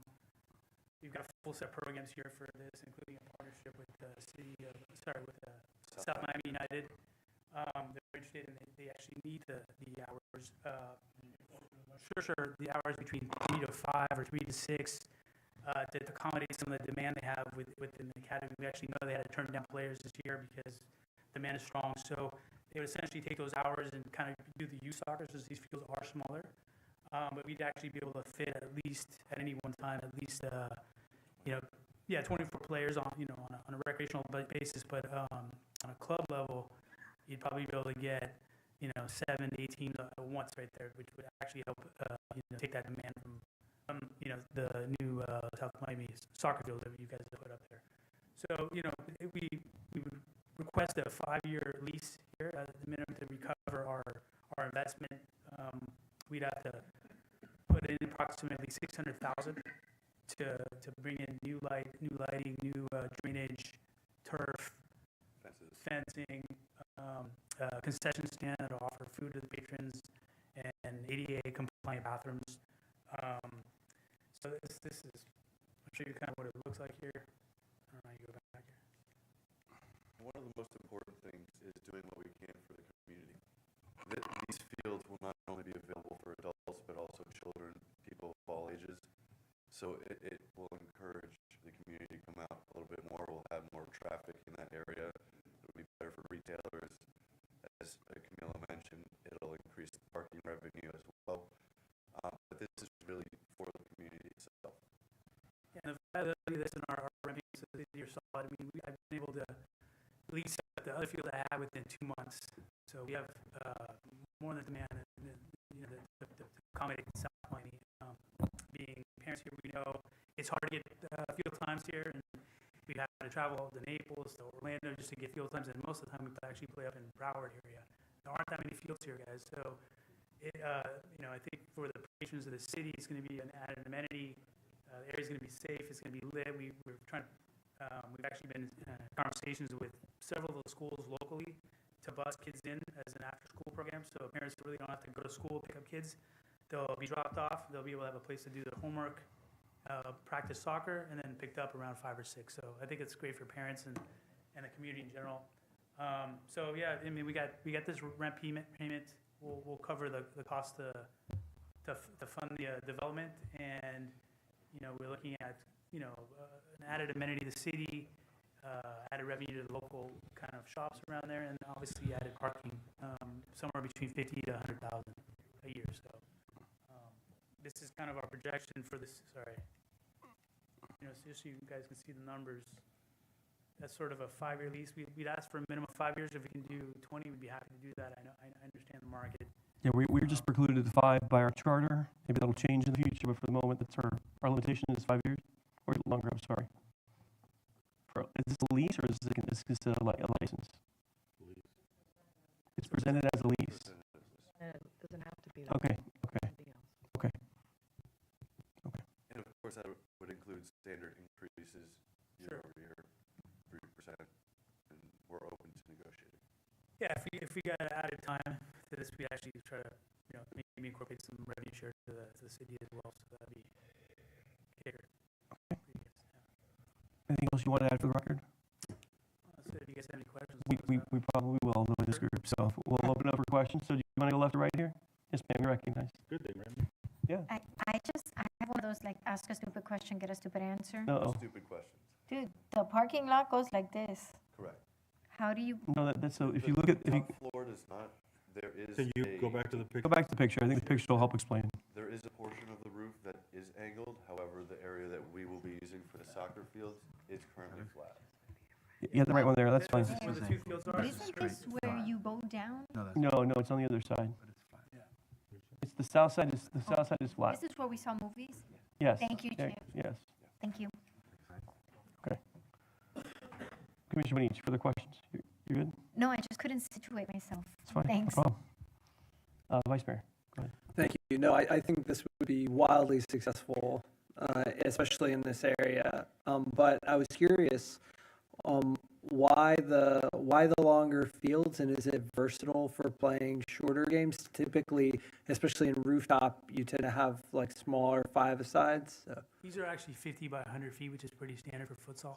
Okay. Yeah, so that if you look at them, there's 2 of them right there. It might. Yeah, it looks a little bigger. But they're 50 by 100 feet. Okay, so this would be your standard like 5-a-side type game. 6 on 6, 5 Okay. on 5. Yes. Yeah. It just depends who's playing. The older guys like a few more people. The younger guys like a few less people. So we have the ability to have 12 players on the field at one time with no problem. Okay. For kids, obviously, that's grows, right? You can actually run the fields in the opposite direction. You fit 4 teams that way easily. Okay. Yeah. Okay, Commissioner Rodriguez, any questions? So, if I'm understanding, so if this is, for example, kids' sport, I'm saying this selfishly because my daughter plays, is this like, this is 5v5 or 7v7 fields? Or, With kids, you could do 7v7. so it's more, okay. With adults, we play Mondays and Tuesdays, and we generally like just keep it to 5-on-5. It keeps the game a little easier. We don't have to run as much. But juniors could hold actual real games here. Right. The size would be If appropriate for that. it's me, I would want 11v11. My second question is, the way you would do this is you would be renting them by hourly basis, or? Yeah, they're rented hourly. Usually what happens is one person will pay the fee for everybody, and everybody pays each other back through Zelle. That's the Yeah, whatever, but I'm saying It's an hourly rate. It's an hourly, and what is that rate? Anywhere between 100 to 150 bucks an hour, depending on location they have. So. Okay, all right, thank you.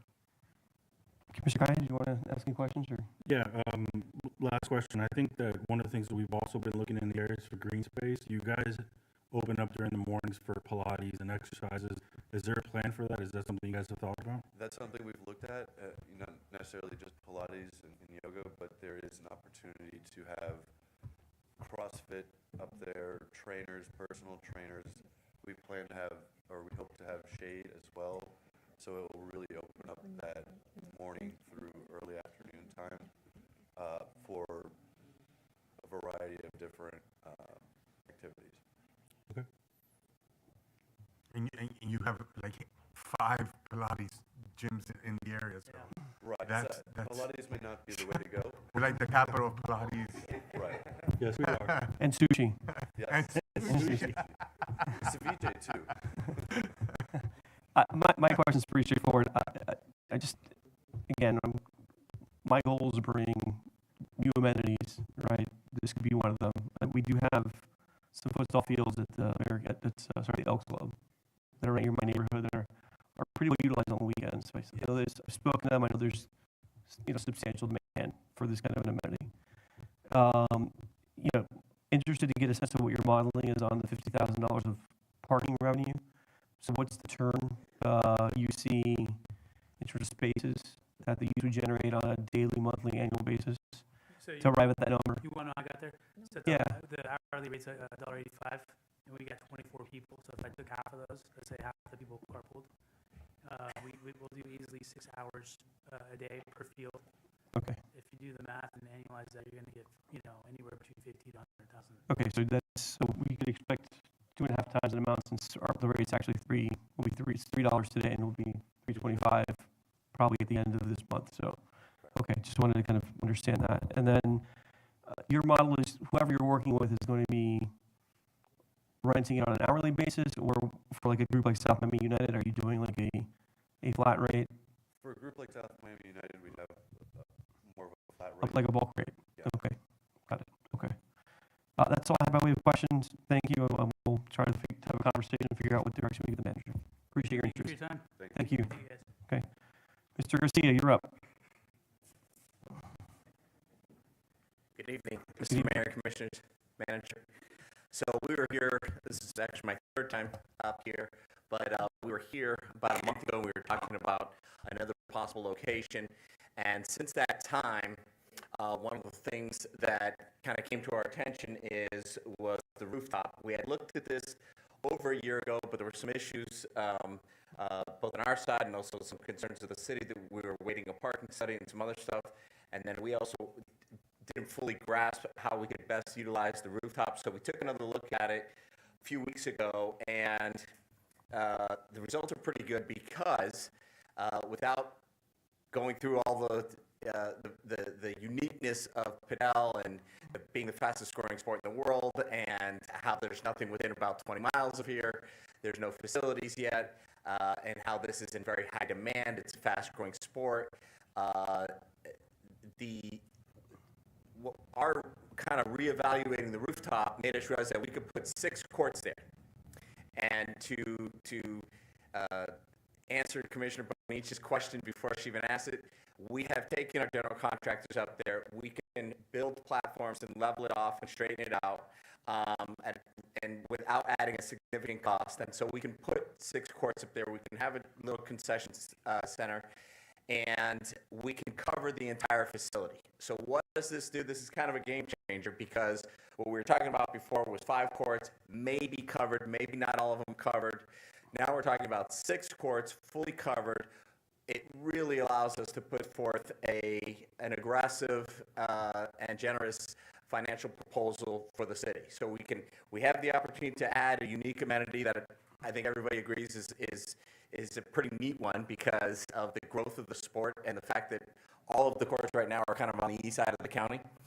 But also now, we have this incredible opportunity for the city and for residents where we can generate significant revenue, significantly more than what we were talking about. And so if we keep moving forward here, we portended multiple different scenarios so that the city could feel comfortable. One where it would be just straight rent in a lease scenario, and we can, we feel confident enough that we can guarantee in a 5-year lease $15,000 a month. We also have other more aggressive options where we're doing revenue sharing, not profit sharing, but total revenue sharing. We can lower the base rent to $7,500 and have a portion be revenue sharing, or we can lower it even further and have the revenue sharing go as high as 15%. So we're very flexible in that regard, but let me make you rest assured, if we put 6 courts there and we cover them, and we have a concession, we can guarantee $180,000 worth of rent. In addition to that, as they astutely pointed out, the soccer proposal, we will be having in our peak hours 24 people on the courts during our peak hours. So let's say that's about 3 hours a day for a 2-hour window. And so we're talking about somewhere in the neighborhood of $75,000 to $100,000 in additional parking revenue. And so this is a tremendous opportunity for completely underutilized space to bring a really interesting amenity. I've talked to a few of the business owners, restaurateurs, and folks that are downstairs. I didn't have much time because I just started talking to them the last couple of days. They would be very excited to have this clientele circulating, hanging out. It creates a sense of community. It becomes a paddle club.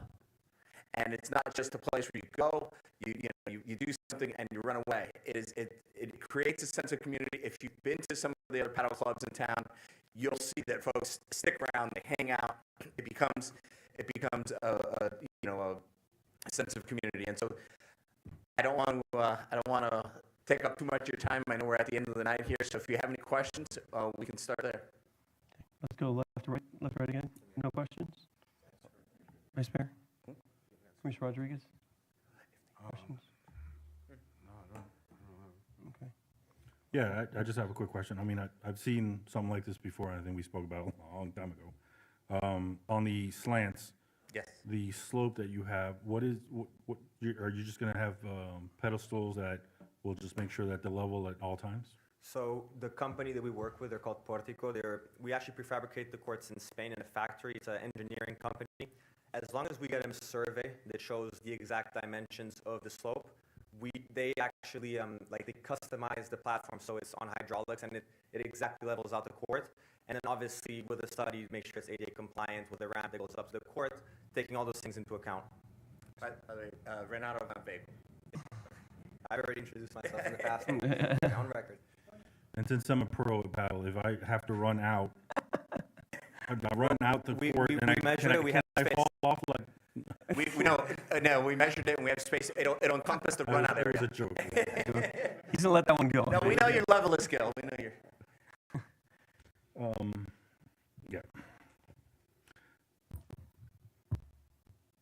Further No more questions. I have a question. So in this picture, so you guys are completely covering the entire So, parking lot? so I actually went up there with Luz Hotendas. They're actually a Portuguese company, but they actually they're doing a project up in Aventura. They just started operating here in the U.S. as well, and they mentioned that you see that picture on the right. Yeah. The way that they could attach the steel structure is kind of similar to that. That's what they're doing in the garage up in Aventura. It's very different dimensions, but similar sort of structure. So they mentioned that it's doable. It got approved up in Aventura already. They're going to install it in 1 to 2 months.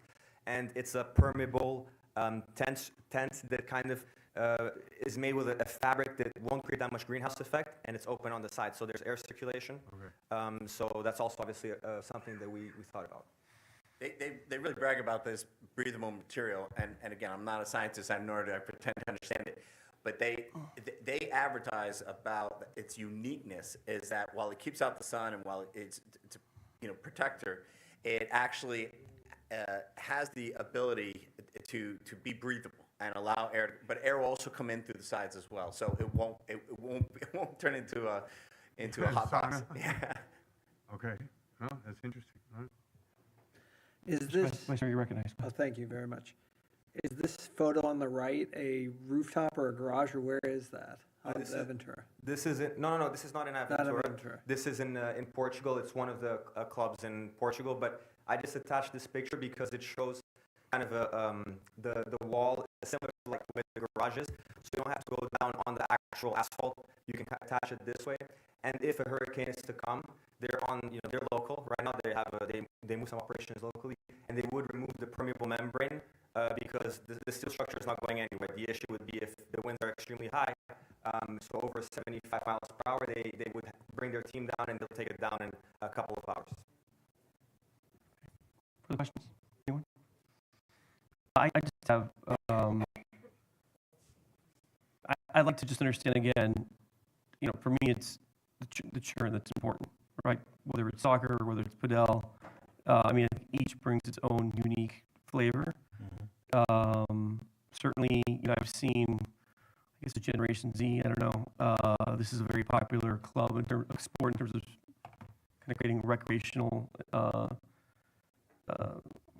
options that is played with 4 players. But I want to understand, what's the churn? How many people do you expect would come to the facility, peak hours, non-peak hours? You mentioned the indirect parking impact, which they referenced as well. But give me a sense of the demographic it brings that maybe a soccer would not bring by comparison, just to understand the difference. So I'll start with a little bit of the peak hours are usually going to be from 5 p.m. onwards on outdoor clubs that are fully outdoors, partially because people work, but also at noon it's just too hot. Clubs are empty for the most part. If you go to, for example, clubs that have indoor courts, Ultra Club has some indoor courts, even though it's not the right height, there's some issues there. Because there's such a scarcity for covered clubs, those courts are full the whole day. It's literally from 8 p.m. onwards until closing. And further add to that, we also have the situation which is, we run our numbers very conservative where we're only filling up in the afternoon. But if we run that same scenario where we're filling up for 5, 6 shifts a day of 90 minutes, which is aggressive, but it happens. It does happen because of how much demand the sport is.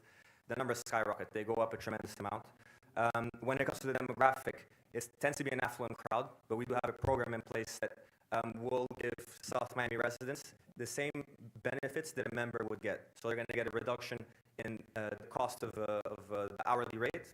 They're also going to get to book further in advance, and they're going to get certain discounts at the pro shop, whether it's to buy balls, buy rackets. So just by being a South Miami resident, if you go to our concession stand and you show that you're a resident, you would get a 20% discount on all the club, anything we offer at the club.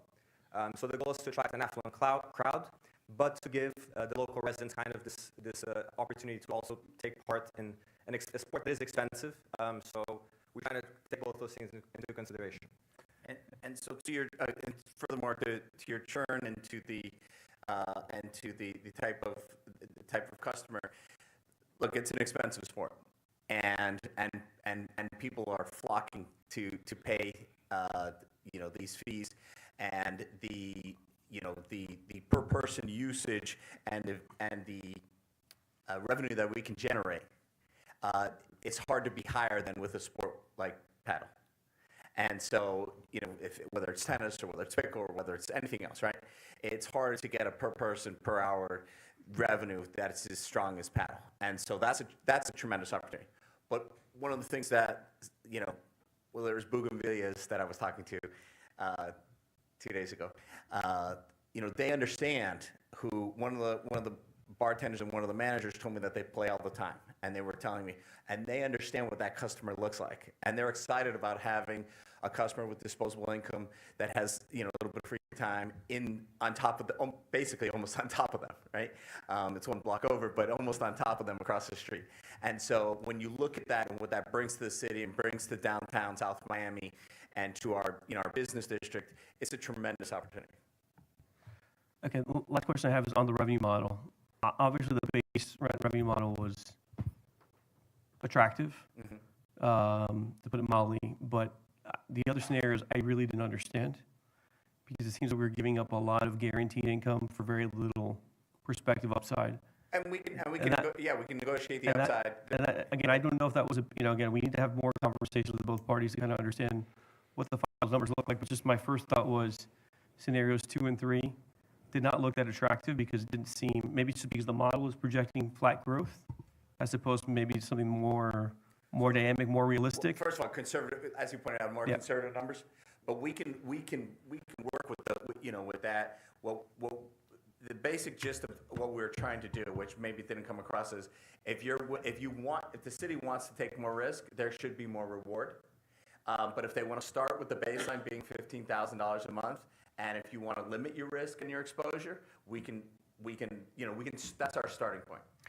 And regarding the financial model, what we did is, we ran our numbers on 3 hours of occupation at the rate. Obviously, if we put those numbers to 6 hours of occupation, the numbers would double. But 3 hours of occupation, we're talking between 5 to 8 p.m., the courts being 100% full. You have to take into account that, 7 p.m. to 9 p.m., there's people that are playing before work. There's people that play throughout the hours. We didn't account for coaches giving lessons throughout the day. We also didn't account for memberships. So our model, we're just being extremely conservative because... We appreciate that. I just want to understand. My only comment in terms of looking at the numbers, I understand you're trying to provide an inducement. It just isn't, again, your most aggressive model, it's $40,000 of additional revenue, but I'm giving up $80,000 of base revenue, right? So it just doesn't seem... And we probably should have explained that second piece to it, but we start, we start with a base... Did you follow my comment there?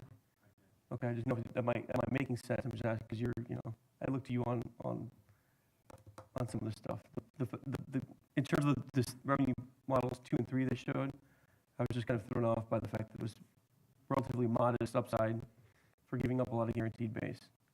Well, the thing is that with this model, I understand the soccer model really well. I mean, I've seen it, and I understood the paddle. We've had a few paddle conversations to a rooftop, so I understand the model really well. What I don't know is if this market, specifically outdoors, will get to that point, and that's my fear, but that's just a fear I have because I haven't seen it, right? So, well, we've seen it outdoors at Paddle X, right? And I don't know those numbers though. Those aren't public. Those aren't something that we can share. They're not going to give us all the real deal updated numbers like what they're actually doing. If they can and you can give us that'd be great. I haven't seen them, and I've asked. Let me ask you, just in terms of that question, obviously soccer, much more mature market. What is your competitive set?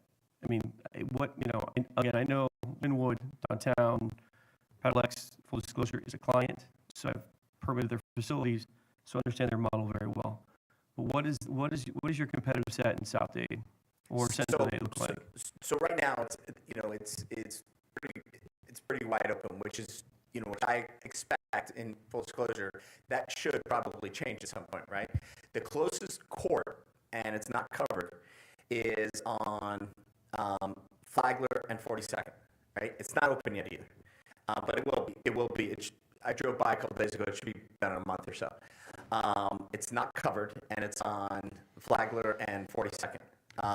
Sorry, I didn't mean to interrupt. Sorry, man. No, go ahead, please. When you say the closest one, we're talking about more public and more outdoors with multiple courts, right? Yeah. I mean, we've played it, and most of it's indoors, and some of them are private little facilities around. But in Doral, there's a lot of warehouses and stuff, and We might see that here, and maybe a little further down south. But what you're talking about is open public, free to the public, not free to the public, but open to the public with multiple courts. Well, yeah, of course. I mean, we all have a friend who has one across the street, but, but that's not necessarily open to the Not all public. of them. Okay. I don't want to out anyone here, but that's not open to the public. And there's several homeowners who have them. I mean, I've been to their homes. And so, but yes, to your point, Steve, that it's, in terms of large scale, we also kind of discount the one that's a tropical because it's not a real paddle court. It's not a real paddle setup. And so, and I've been over there several times now to check it out. But the first one, Mr. Mayor, that will resemble a legit competition will be this one that opens in a month on Flagler and 42nd. And then I fully expect it's the fastest growing sport in the world. I would not be surprised if one didn't open up in Cutler Bay or didn't open up in Palmetto Bay. You could easily imagine where something like this would be wildly popular in Coconut Grove, right? Because you have an affluent community, you have a nice mix of younger folks, with a more mature community. You have a massive turnover that's happening in Coconut Grove. Everybody's familiar with. I can envision, we could wake up in 2 years and there'd be one in Coconut Grove. There's a new one, a huge one planned in Wynwood that's going to go in now. Probably won't open for a year, but they're going to put 18 courts. And so, in terms of geography, that's not a super, competitive relationship. But yeah, it's a fast-growing sport, and there will be more coming. Let's wrap this up. I have one question for both parties, and then we'll hopefully give it, longest 3 minutes ever. So just explain to me, other than the metal structure for this permeable covering, is there anything else structural that's being added to the roof of the garage? Just so we understand if in fact your business is an absolute failure, and we decided to go, we needed to clear the garage to restore for parking, what are we looking at in terms of so we can go basically 100% the modular route, which is a benefit. We can pick up and get out of there pretty quickly if that's required.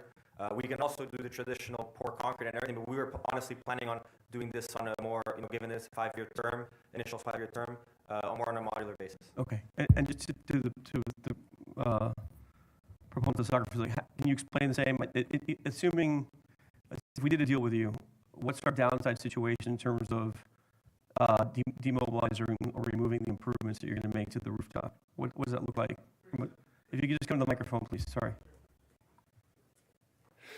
It's pretty straightforward. The fields, you can roll them up, get them out of there in a few days. Okay.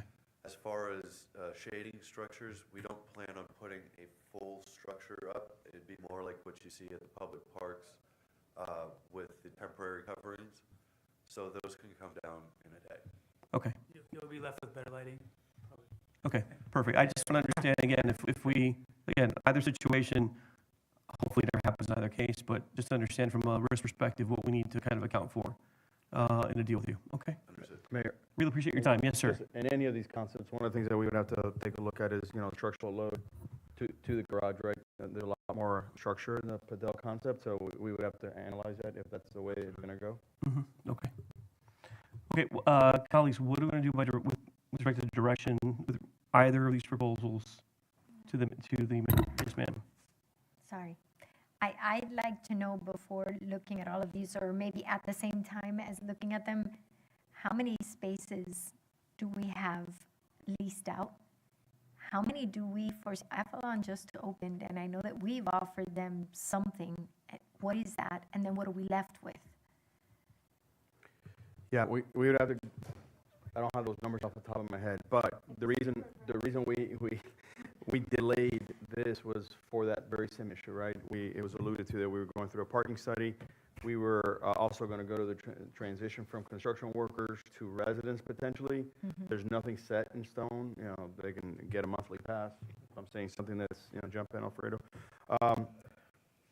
It is an interesting dynamic as to when that would be at capacity and we would need those. So that's why we sort of delayed this conversation to be in a better place. I think at this point, it would be sort of a calculated risk, for lack of a better term, that within a 5-year window, if that's the term, that we probably are pretty safe.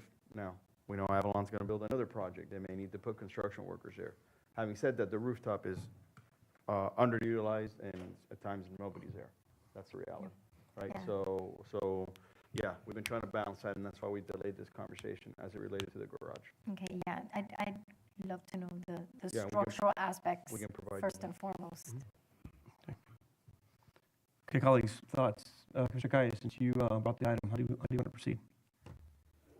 I don't have a really good process to how to proceed. I think that, these are both good viable opportunities. I mean, I've been working with one party a little bit more than the other. I do try to understand there's different models, but there's also different benefits from a revenue model, but there's different benefits. From a community perspective, yeah. Yeah, to the community perspective, Yep. right? Having families and their kids on a daily basis in our hometown area with restaurants, I think economically for the area is going to do better. Mhm. The revenue models compared apples to apples, obviously the paddle's going to do a little bit better, just strictly on numbers. I just don't know how. How we want to evaluate it. Right. So Okay. I don't know if we want to, figure out how to evaluate it and come up with a process to pick one. Another option is to open it up, which I don't really want to do anymore because I've been working on it so For long. so long, yeah. But I don't know what you guys think. Those are my perspective. Sure. You recognize you want to add something to the record? On a basis of overall demographic, I think your demographic is not so much kids, correct? It's more adults, where yours is all ages. Correct. So in that aspect, on a pure city financial perspective, I mean, how can you turn down this offer? So I think my quick thoughts are we can use obviously more futsal courts. I mean there's demand. It's I think a pretty mature market. I think the only thing I would say that I think it has some to Commissioner Kaya's points some different community benefits certainly. But it's not a particularly unique offering in some respects, right? It's kind of more of things we've seen elsewhere. So I think paddle does bring something to the market that's different and both demographically brings a new user group potentially, but also I think has the ability to leverage the existing student base that we have at some of the housing that's being developed at Vox, for example, and bringing them across the street to participate in this racket sport, because that's kind of, from my understanding of it, having worked with a sponsor on a project in Boca Raton, that seems to be it's either older people or really young folks that kind of are the sweet spots for the sport. Certainly the revenue is attractive. I think in terms of the next steps, what I would want to understand is each group's revenue model, and also get a window into not only the revenues, but into the expenses, so we understand the business risk assumptions that we take as the landlord. So a little bit more color from both of you in that respect would be helpful. I understand your model financially is very different. It's going to be probably a fixed concession model if there's some flexibility. I certainly always like to kind of negotiate to leave ourselves some upside. We have a lot of flexibility. Certainly happy to hear that as well. But I think in terms of the numbers are going to be what the numbers are going to be. I think certainly paddle has the ability to kind of bring more dollars. And Mr. Riverwalk can tell you my biggest concern about us having acquired this asset in 2022 was that it was an asset that was bleeding money and in need of a lot of investment. And quite honestly, I gave him a compliment earlier. I'll give him another compliment today. It looks like we're breaking a little bit ahead of even, right, which is surprising, and a credit to him. But I still think we need to kind of grow that margin substantially, and certainly paddle, I think, based on the numbers we're seeing preliminarily, gives us that potential.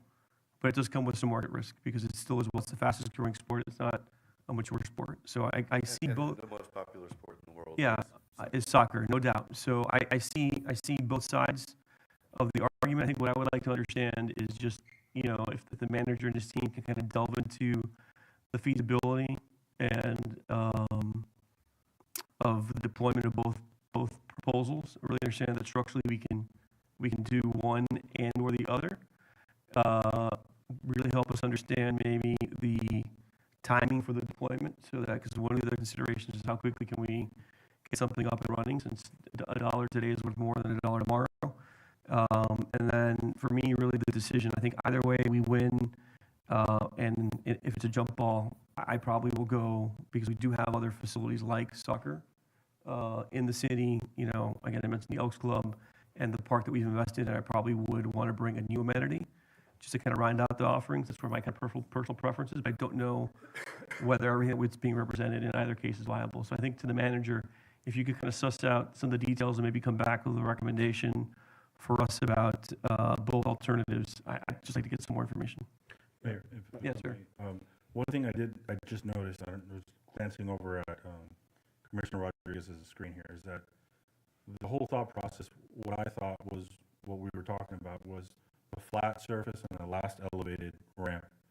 I see here from the paddles that we have another elevation, which takes up whatever, 20 spots or whatever the case may be. I wasn't aware of that. So I think that takes into consideration more spots that are being taken up that we never spoke about. So I just want to make sure you guys understand that part of it. Yeah, are you talking about the sixth court there? That's on the east side. Right, Yeah, right. yeah, but again, that's Northeast side. one of the reasons I don't know if that's feasible, frankly, from a circulation perspective. So anyhow. Yes, you may, please. I apologize. So this for me is a difficult decision. When I know paddles growing, I found myself watching the championship when it was rainy over this last weekend, and my daughter plays soccer. So this is a difficult. But I was thinking, and maybe some of you know the answer, is Fuchs out of the question? Is it possible to have both scenarios in our city still? Are we completely done with the Fuchs idea proposal? I don't think we foreclosed anything. So I mean. And are you still interested in Fuchs? I guess. I just, my observation is that this location allows them to provide a covered court opportunity, which is probably more lucrative, but I'll let them kind of express. Yeah, so to answer your question, Commissioner, and you're spot on, Mr. Mayor, because we have more space, because it's a path of less resistance, and because we can fully cover it, the revenue is going to be substantially more. And, we all want to provide great amenities and, want to keep our residents entertained, but, we also want to generate as much revenue as possible for the city and for its residents, as particularly with something that's underutilized. And so that's what has kind of driven the refocus. No, there are other locations, including Fuchs, but this is kind of, it's a little bit, the delta between what we could do there and what we could do here is so significant that it kind of almost directs us into really exploring the garage first and foremost. So we also, part of the reason we went back to the garage is because we realized we're able to cover the courts. The courts are on an east-west orientation for outdoor sports, whatever outdoor sport we're talking about, tennis, paddle, soccer. Courts facing east-west is not ideal because of the sun. So when we have people playing in the morning or when the sun's coming down, it's a problem because of the sun there. So we're able to cover the courts, and that kind of removes that issue. So that's why also we went back to the garage as an idea. And Commissioner Kaya, it should be factored in that there's more spaces being taken up, another 20 spaces taken up, or whatever. I don't know if it's exactly 20, but that should be factored in. And there are reasons why having 6 courts generates a significantly greater amount of revenue for the city. And one of the reasons is because you're going to take another 18 courts, but you're also going to have more traffic, and then actually lease more spaces, which will be even better for revenue. So yeah, there's things to be considered. I agree. Well, lastly, I just got a text message on. Sorry, man. No, please, you recognize. Go ahead. I got a text message on the surrounding neighborhood on the south side. Their fear, and they don't know the sport very well on both sides, is noise, right? So I know we're 2 blocks from actual residential, but we do have more residential popping up in the near future. Can you guys talk a little bit about noise attenuation, any issues with Yeah, so the folks that are in the townhomes 2 blocks over, right? They won't even hear. for a couple of reasons. One is we can build, when we talked about this when we were talking about Fuchs, we can build in some sound barriers, but also now that we're going to be covered, that we're going to be fully covered, it will be de minimis what is actually heard beyond the rooftop. And so the folks that are in those townhouses and some of those apartments 2 blocks over, they're not going to hear, anything. The folks at Avalon, might hear, because they're right next door, might hear something. But the fact that you're covered now really goes a long way. What time for both of you, what time would you, you can just say it, and we'll repeat it on the record, what time would you plan to end play? We typically close our facilities, Mr. Director, 9 o'clock. Racket sports, we end at 9 o'clock, so that would typically be when we would wind down our facilities, our soccer park. I think lights, we're going to end at 9 and lights go off at 9:30. Would you guys plan to keep those same hours, thumbs up, thumbs down, or would you be your intention to play later into the evening? We can keep those same hours, and for example, maybe on the weekends extend it a little bit, but we're flexible there. Like, Okay. we don't want to create noise issues with residents. Gentlemen, I just want to get your quick... Sound. An update on sound, what they think. Yes, correct. Thank you. And sound, if you can address that. Yeah, I will say that we'd like to be open to midnight, if possible. That makes our, it's business viable. I just wanted to address one point that we had is that I didn't know that we were open to utilizing that area as well, because we could potentially add another field, which actually would increase our terms for this deal. So if that is something that you guys are open to, we'd like to kind of revise or go back and figure that out as well, because I think we could do similar. Yeah, I was going to suggest to the manager that we see a proposal from Vidal without that court. Just because my concern is I would probably want to limit circulation, right, to one level. So it's kind of segregated, and you don't have people kind of walking up and down levels of the garage. But yeah, I think that we can see it both ways, and we can see how that affects the models for both. Yeah. As it relates to noise, yes, if somebody screams, you're going to hear it, but I think it's the case on both scenarios. So. But otherwise, you won't hear anybody kicking the ball or anything like that. Okay. Just a hollering, screaming, saying goal, right? Exactly. That's okay. Okay, thank you.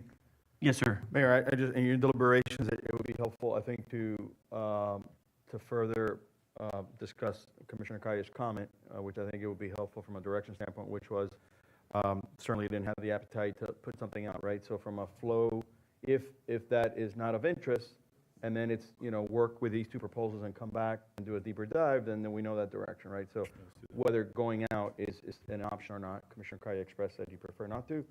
I think it'd be important to close that out or not and give us that direction so then we can focus on exactly if it's going to be. I think we have 2 unsolicited proposals. I'm fine with working with both respondents to refine the feasibility, number 1, and then have them give us kind of best and finals on their model with the alternatives of utilizing the half level. With and without. With and without. So we can see more of an apples to apples comparison from our perspective and utilization perspective, and understand how they would treat that edge.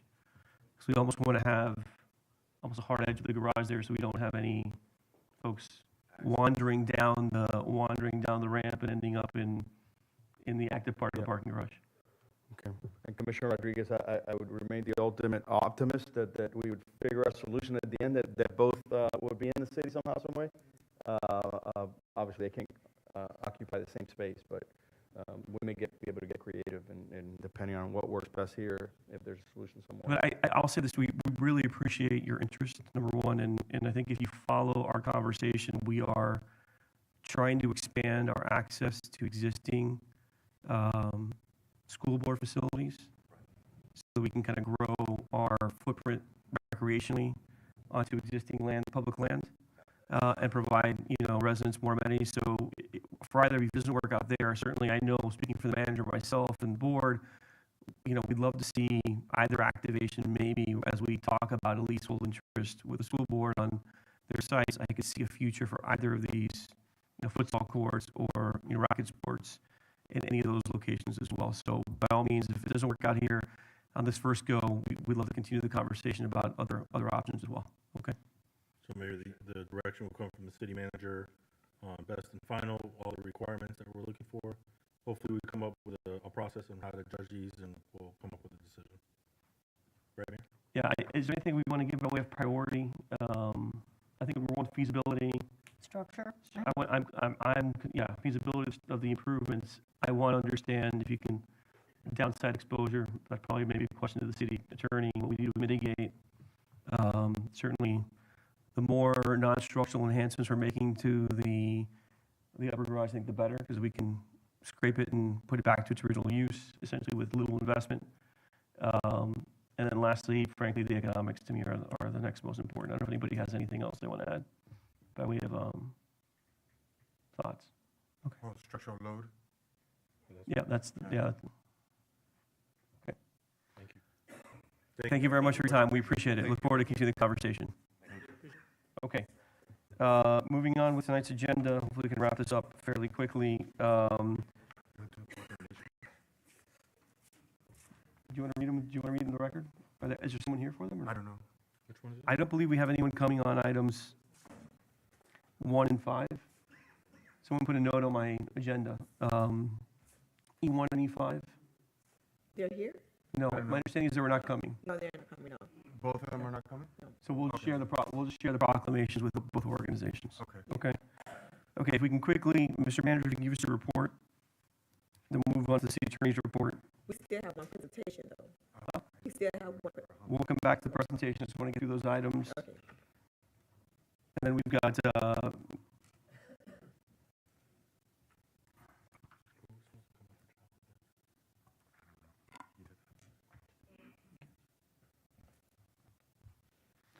Madam Manager, you're recognized. Sorry. Good evening. The South Miami Art and Public Places Committee is going to meet again tomorrow to finalize the decision on the artwork by Alex Mijares on the parking garage.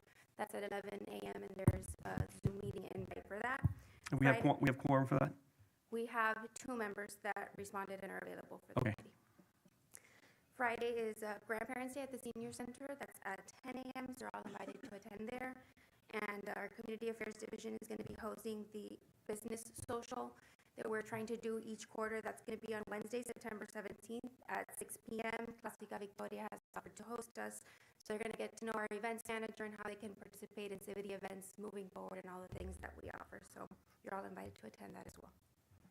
That's the manager's report. Okay, thank you. Colleagues, any questions of the manager? I have to get with one of the 2 Sam's classic barbershop just opened up at the Box Building, and he wants to see if he can do An opening? a ribbon cutting on the 18th. Perfect. That's around 6:30. Yeah, so just letting you know. Perfect. And thank you for circulating a calendar invite for the social. Appreciate it. Thank you. Okay, Mr. City Attorney, you're recognized. Mayor, we have nothing to report. Beautiful. Thank you very much.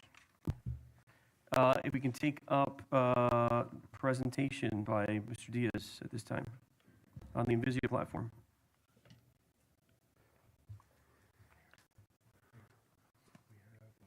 Good evening to all. Good evening, sir. You're recognized. Go ahead.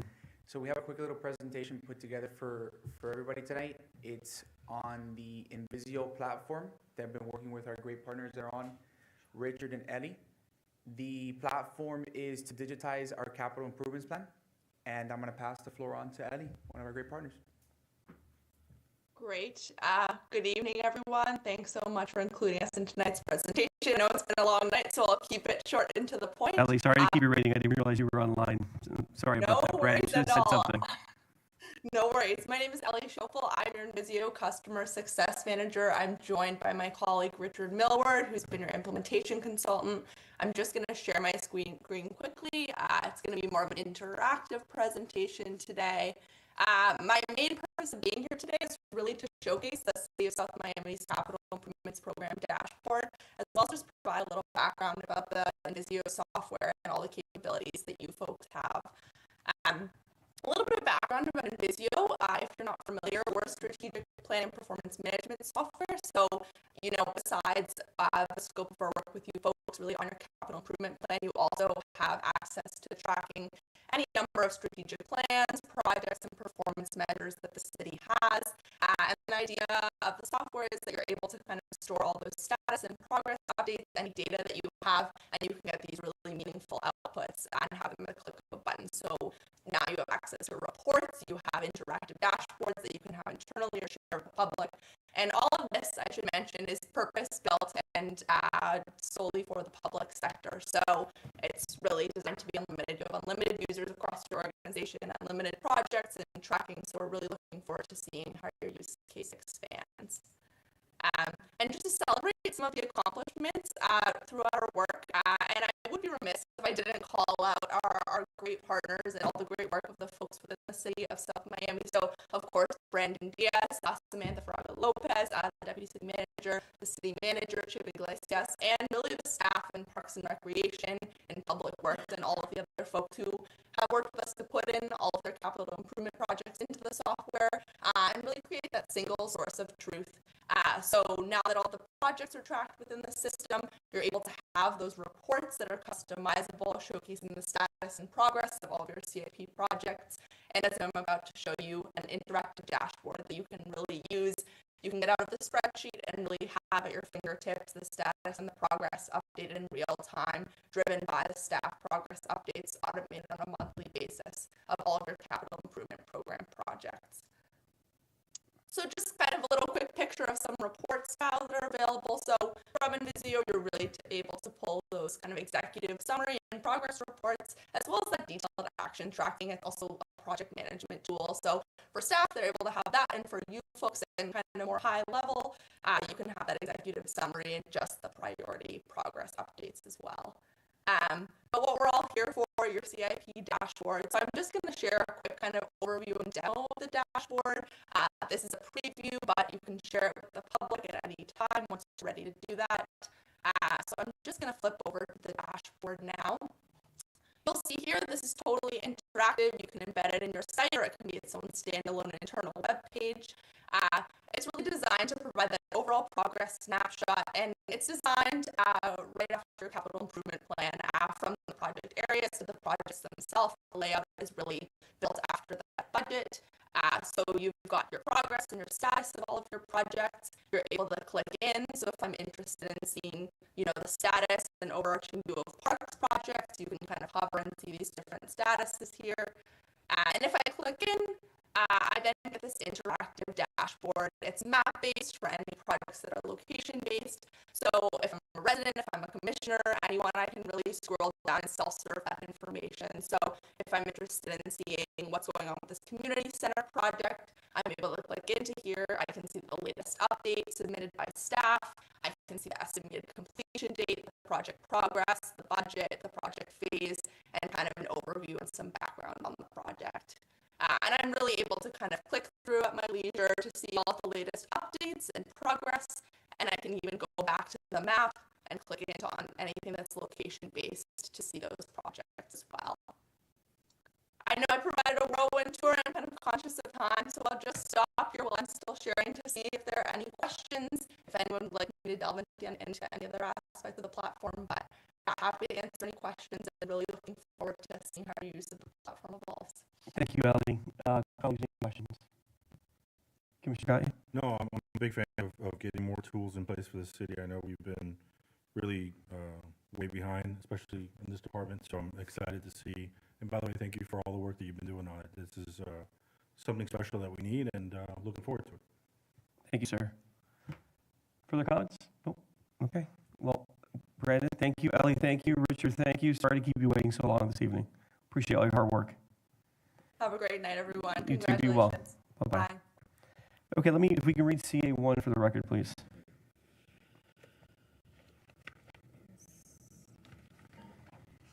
Item 1, a resolution of the Mayor and City Commission of the City of South Miami, Florida, approving and authorizing the waiver of event-related fees and costs in amount not to exceed $2,177.88 pursuant to Section 15B-6 of the City Code for a special event known as the Sony Slingshot Marketplace, presented by the Key Biscayne Community Foundation, Inc., to be held October 11, 2025 at Southwest 58th Avenue between Southwest 73rd Street and Southwest 74th Street.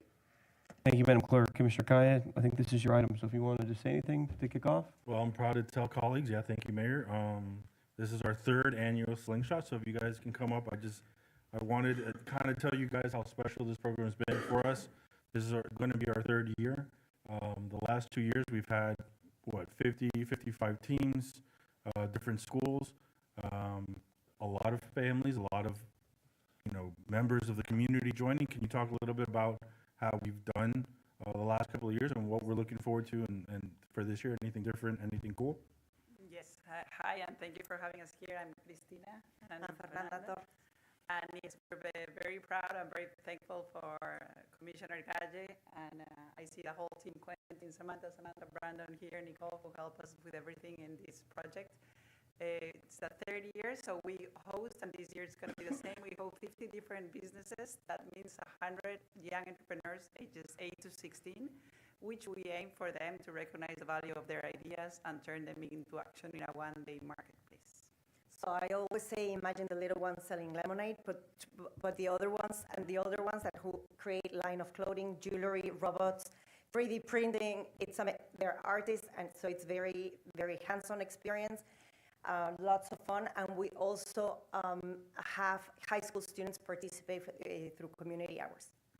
Yes, so last year we had around a little bit over 900 people coming to the event. It's a free, family-friendly event. So gathers the community together, and we believe it adds to the South Miami community. And what's the date this year? Saturday, October 11th. Okay. It's from 11 to 2 p.m. You guys are all invited. Yes, please. Okay. Thank you so much. Colleagues, any questions? Yes, please go right ahead. Interestingly enough, I received an email from Commissioner Regalado's office promoting this day. Yes. Yes. She and I sponsor it, yeah. Yeah. So I bet that. Thank you. Other comments, questions? Okay, is there a motion to adopt? I'll move the motion. Okay, is there a second? Second. A motion by Commissioner Kayan, a second by Vice Mayor Corey. Madam Clerk, if you can call the roll, please. Yes, Commissioner Kayan. Yes. Commissioner Rodriguez. Yes. Commissioner Bonilla. Yes. Vice Mayor Corey. Yes. Mayor Fernandez. Yes. And it passes. Thank you so much for all your work. Have a good night. Sorry to keep you here so late. Thank you. Okay, let's move on to M2, solid waste responses for discussion item. So I think that's Mr. Munoz. We can look at the While presentation, he please. makes his way over, as you recall, we had an initial presentation on this matter. There were some questions asked. So this is a follow-up to those questions. And certainly based on discussion and direction, we could probably go back and do some more homework potentially. Director Munoz is going to walk us through the research and the answers to the questions that you had proposed at the last session that we had.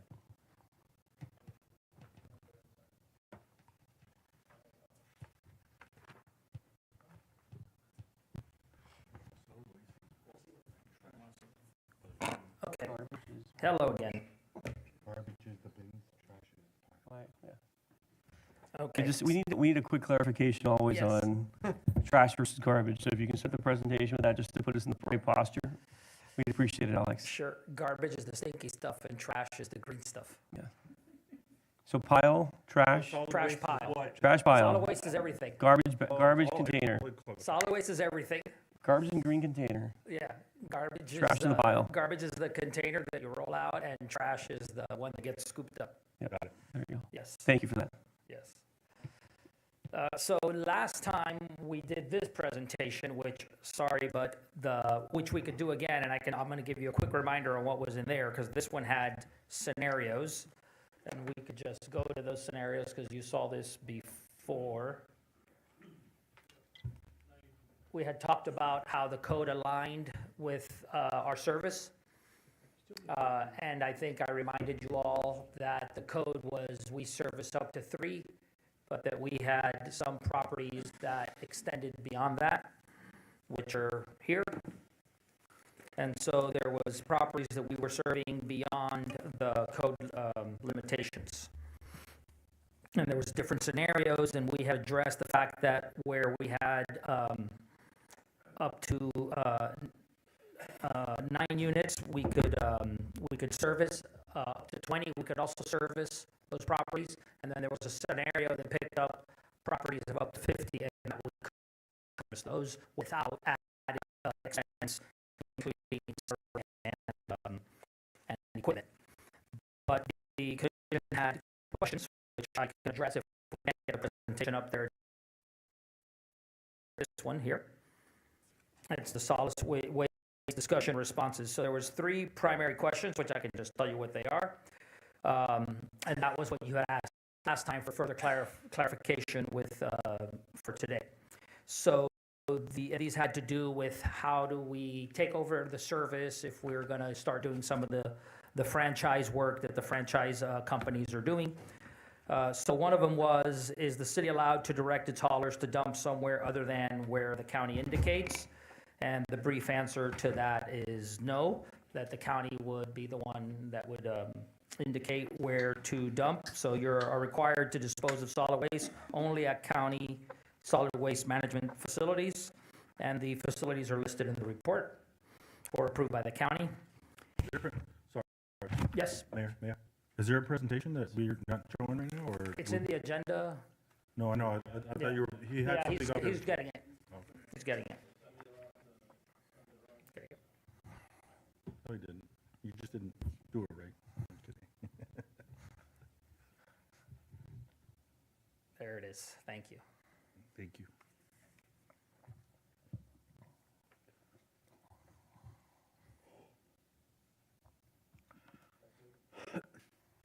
Yep.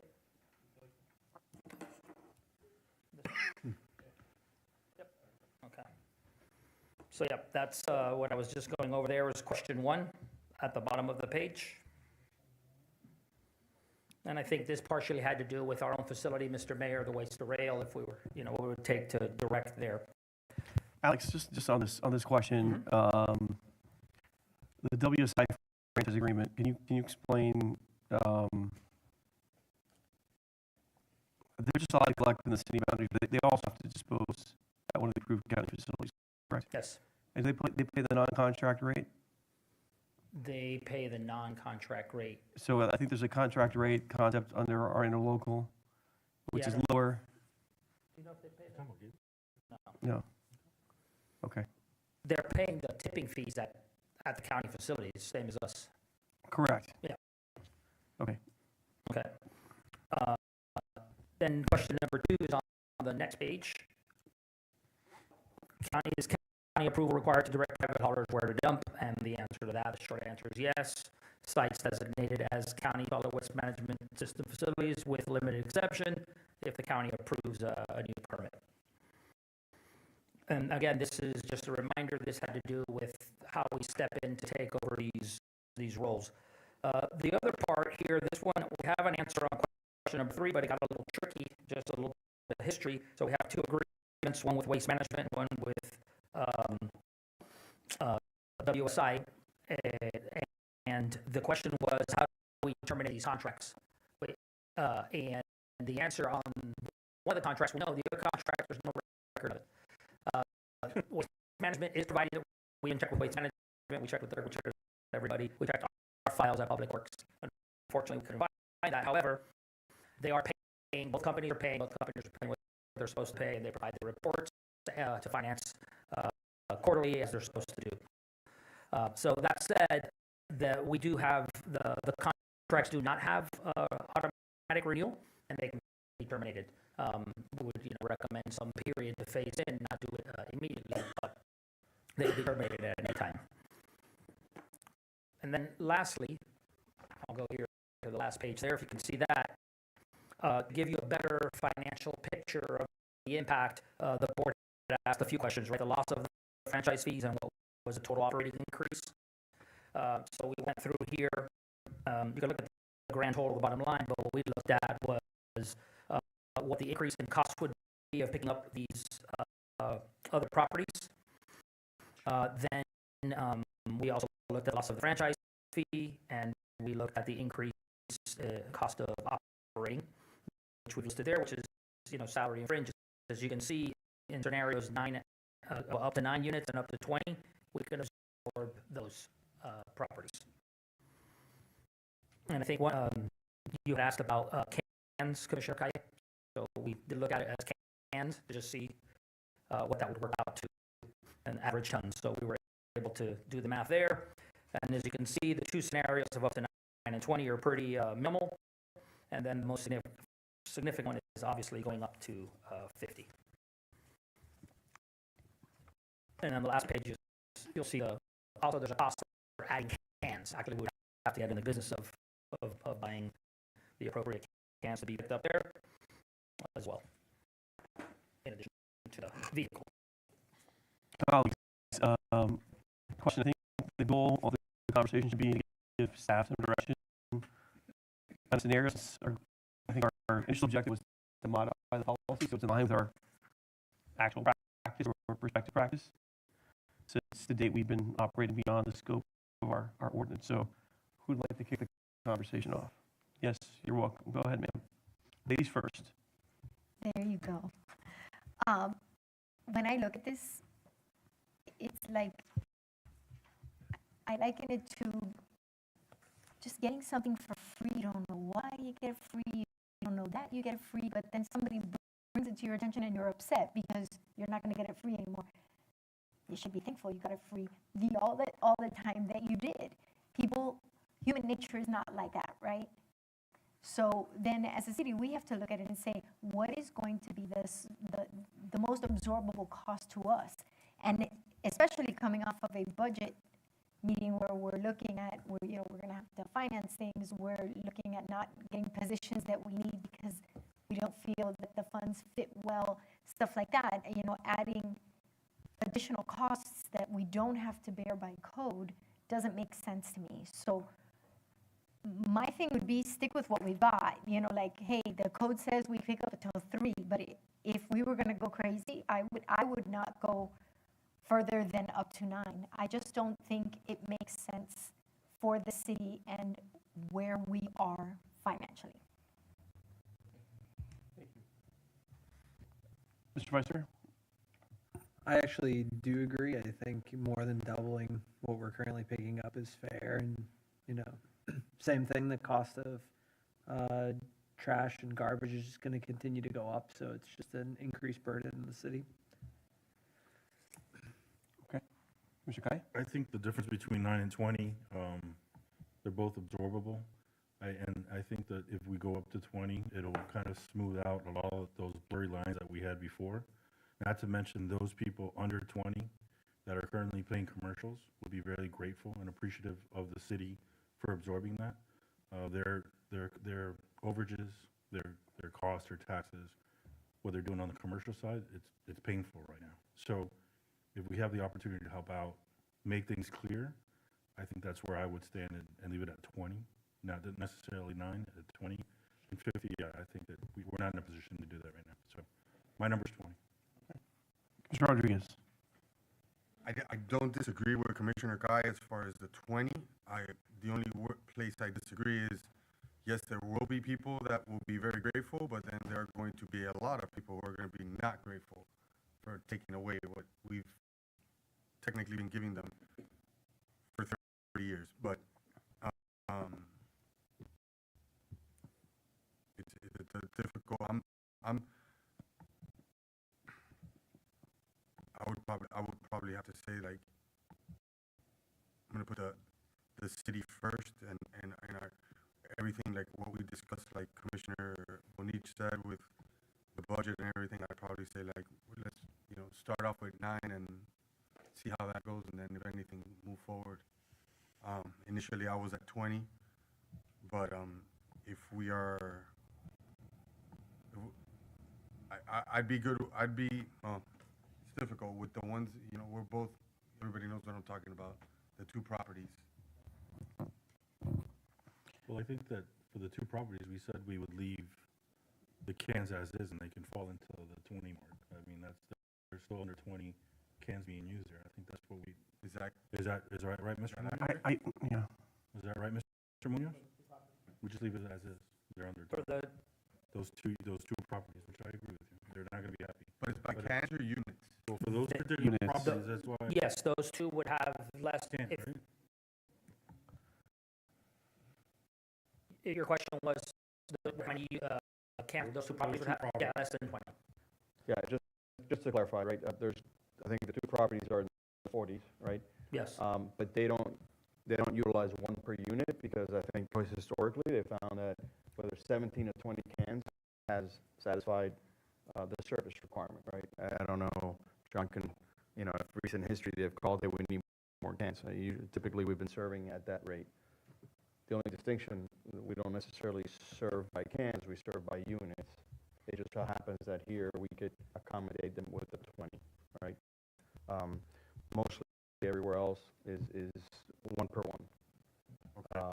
1. We do have another property that used to use a dumpster, because we had a different type of truck back then in the city, and was serviced in that manner. Then when we switched trucks, we switched to the bins or the cans. I don't know if in that one, it's a 1 per 1 or also a portion of, so just to make the clarification of Commissioner Kai's point on why 20, but it's a property that has 40-some units. Well, that being clarified, I'd be at 20. Yes, you're yes. If we were to, I'm going to take the 40 units that use 20 trash cans. If we had another one that had, hey, we're 40 units, we want 18 trash cans. Now we're bringing on another thing that the units don't match to the trash. That part doesn't make sense. I agree with your comment. I think we need to stick to the metric, which To the is unit. the unit. And so I wanted to ask this question because I don't have the numbers in front of me, but you provided a sheet and I forgot to print it, which is the breakdown of number of units that we're serving.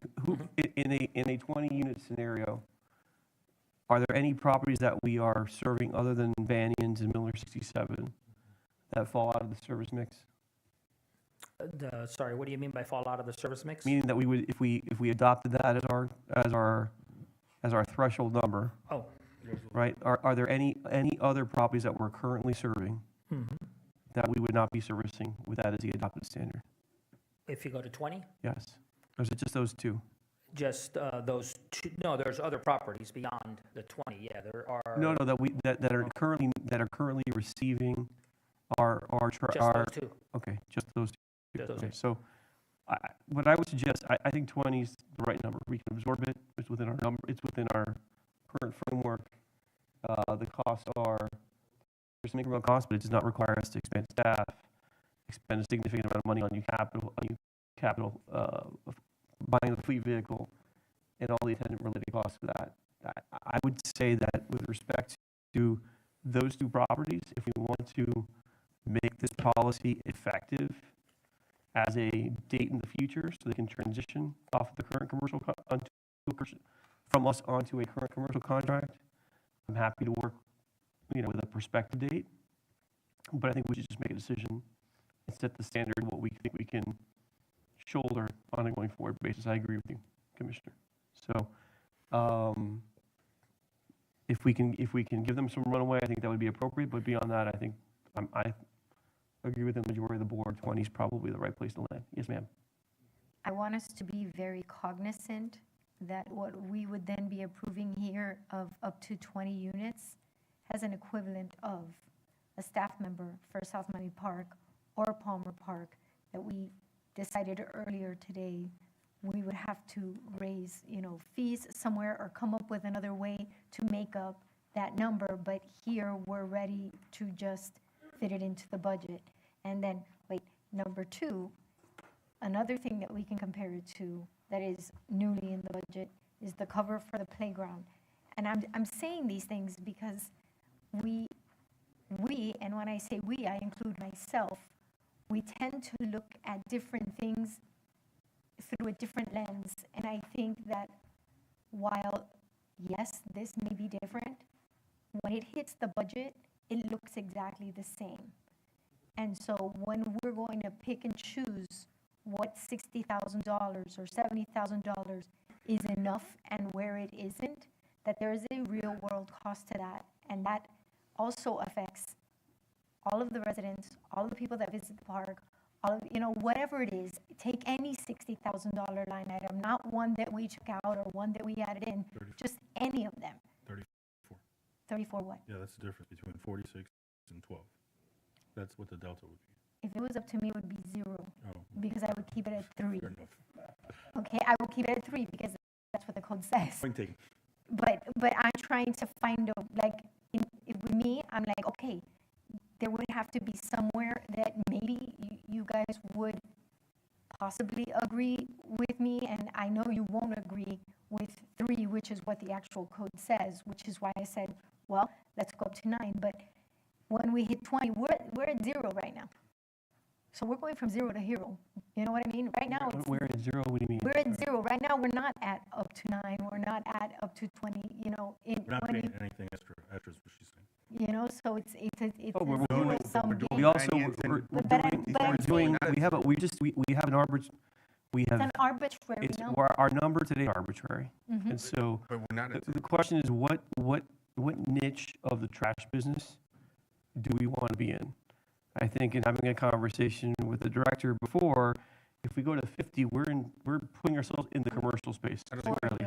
And I don't want to be in that space, right? I don't think we can compete. I don't think we can offer the service at a competitive price over the long term. So I think 20 is just, real world compromise. I understand that incrementally, yes, everything in the budget here has trade-offs. We all weigh those trade-offs. Just to clarify, I made my decision I was the one who objected to all the staffing increases, right? It seemed like a callous asshole, on the days before, and I don't say that with any disrespect to our staff, which is very hardworking and excellent. But at the end of the day, we got the feedback from our director, and he's the one who's, suggested that we phase in those 2 positions. So our goal will be to absorb that second position that we probably need into the budget next year, right? So my preference, the lens I look at our budget through is what direct investments we're making that residents can touch, feel, and see. And so my preference always is the capital and also into direct service. And so if I had to choose between an additional staffing position and these 2 choices, I would want to maintain the status quo on service as close to what we're offering today. So we're not so deserved or undeserved. We can have an argument about that. It doesn't feel like a service reduction to those residents, and that people are seeing those dollars translate into investment. That's how I see it.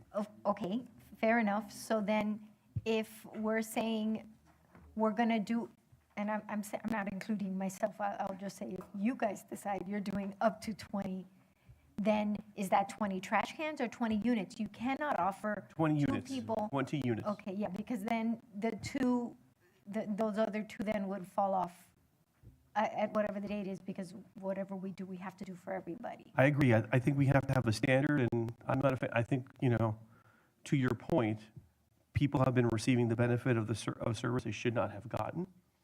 If we could afford to do 50 and it put us into a space where we're not in the commercial category, I would do it. But because we figure out, I think we're talking about that scenario where we're raising taxes by $0.1 to cover that additional cost. That's what we're really talking about in terms of direct impact to our budget. That's not a direction that I want to go in, right? So that's how I've kind of analyzed the issue. It is unfortunate that 2 projects will be adversely impacted by this policy decision, but unfortunately, this is an issue we are inheriting. And my only recommendation to all of us would be to kind of give them an off-ramp. Yeah. And do we know how many we would be adding if we go to the up to 20? Yes. Because we're only talking about 2 losing, but we'd be adding. We are adding, What is the net, Mr. Munoz, on going to 20? going to 20 adds.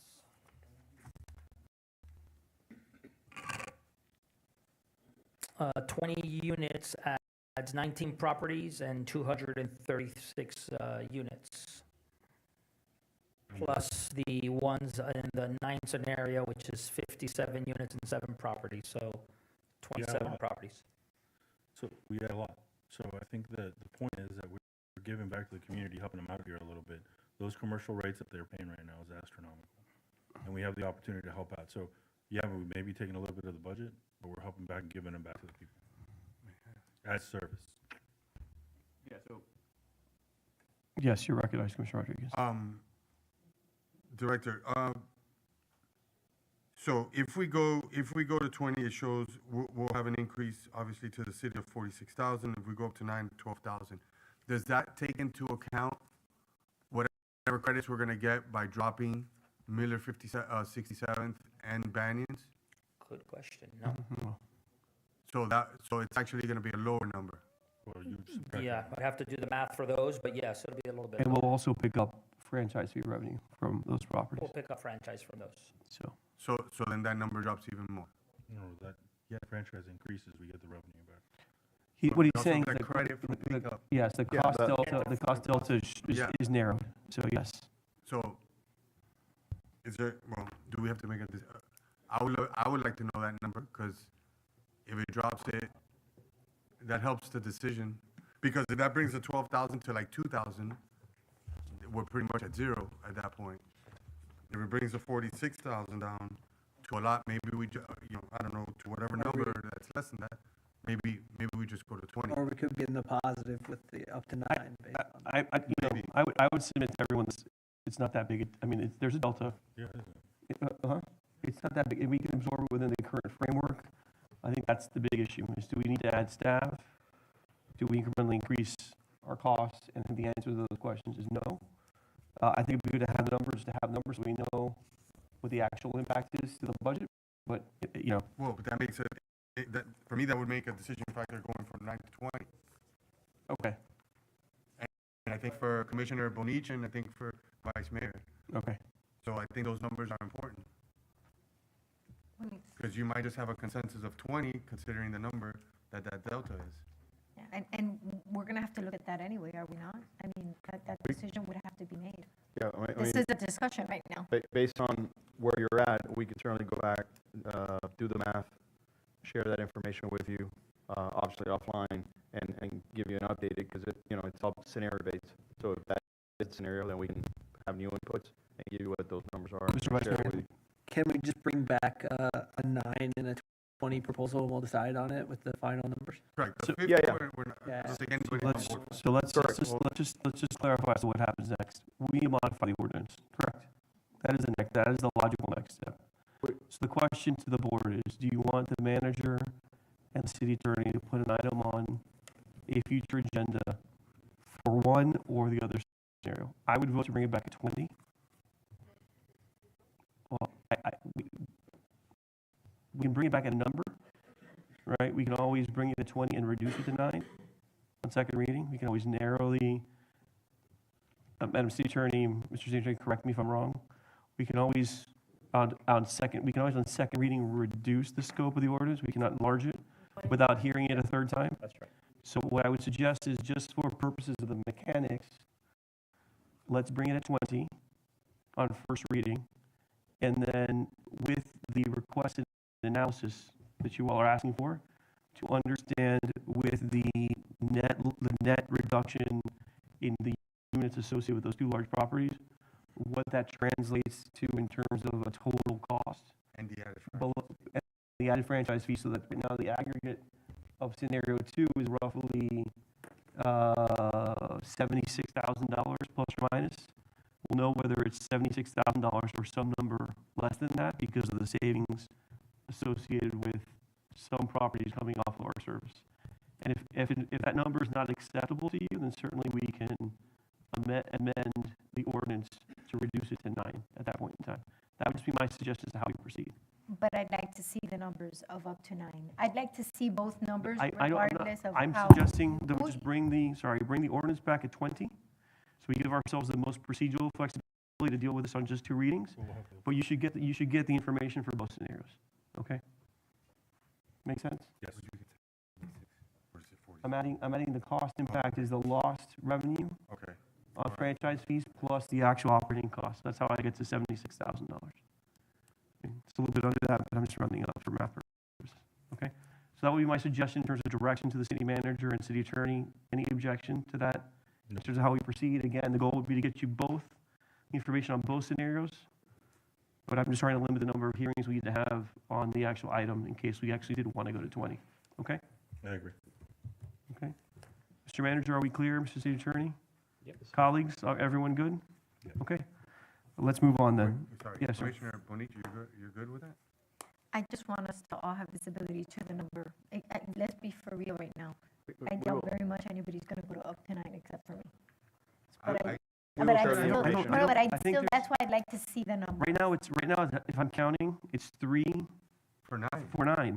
3 for 9. Oh, that's right. Brian, to Yes, say that. yeah. So I'm just, again, just so that if the numbers are, I'm hearing from 2 colleagues that the number's very narrow, whichever the difference, they might want to go to 20. So if that's an opening, when you get the information, I would just prefer that the item be advertised with 20 units, so that we don't have to, hear the ordinance, and not give ourselves the flexibility to kind of bring it back in. Mayor, we'll share the info regardless. Of course. Obviously, probably in a timely basis to influence how it gets advertised. So maybe once you share it, we may get that consensus offline and Again, how much time, colleagues, we want to give? There's 2 affected properties. I think, a year's time is enough time for them to kind of find a market solution. Everyone agree with that? Okay, so whatever you bring back, Mr. Manager, I think if you can kind of give those 2 affected properties an off-ramp of a year, that would be our recommendation. Well, so, Yes, sir. the implementation of this would be right away? No, we would take some time to transition.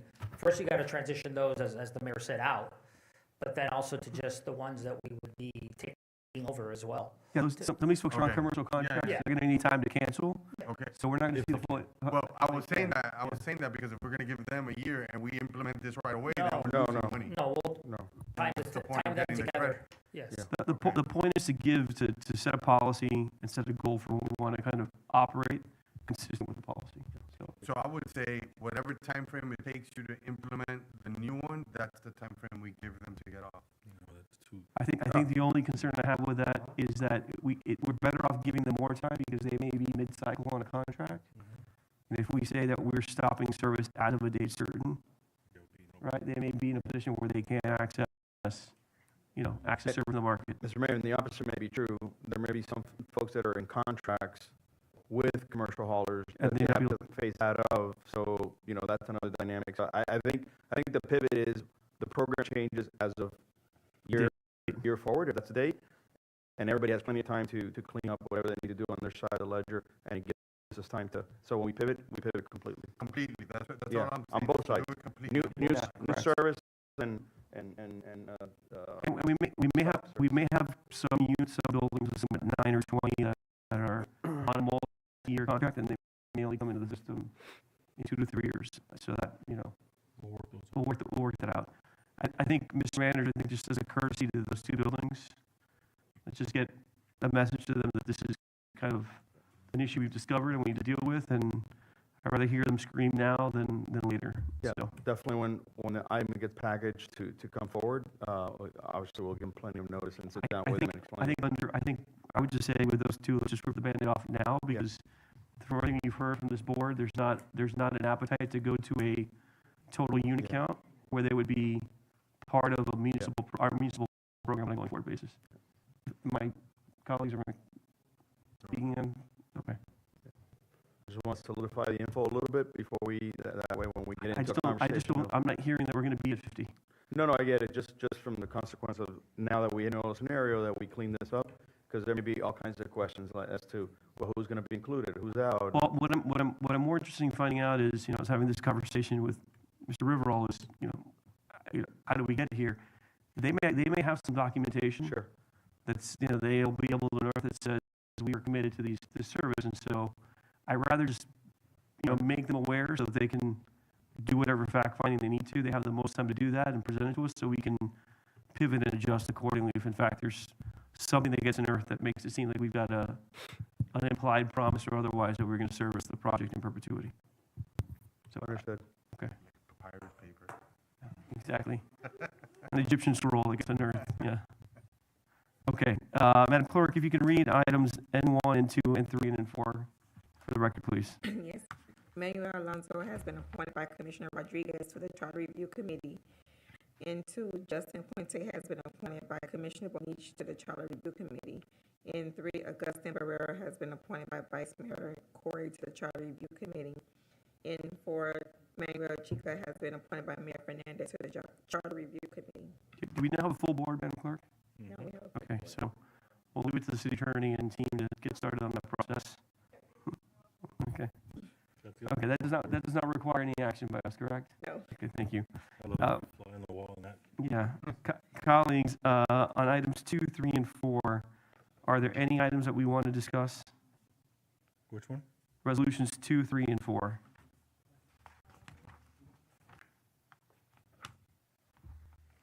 Okay, that is the FDOT contract for the $900,000 we received in the state's appropriation process for the culvert, the garage waterproofing, and the last item is the construction award on the 59th place drainage improvements. Mr. Manager, is that an item we can actually act on tonight, or do we need to defer action on item 4? I think there was something with the 59.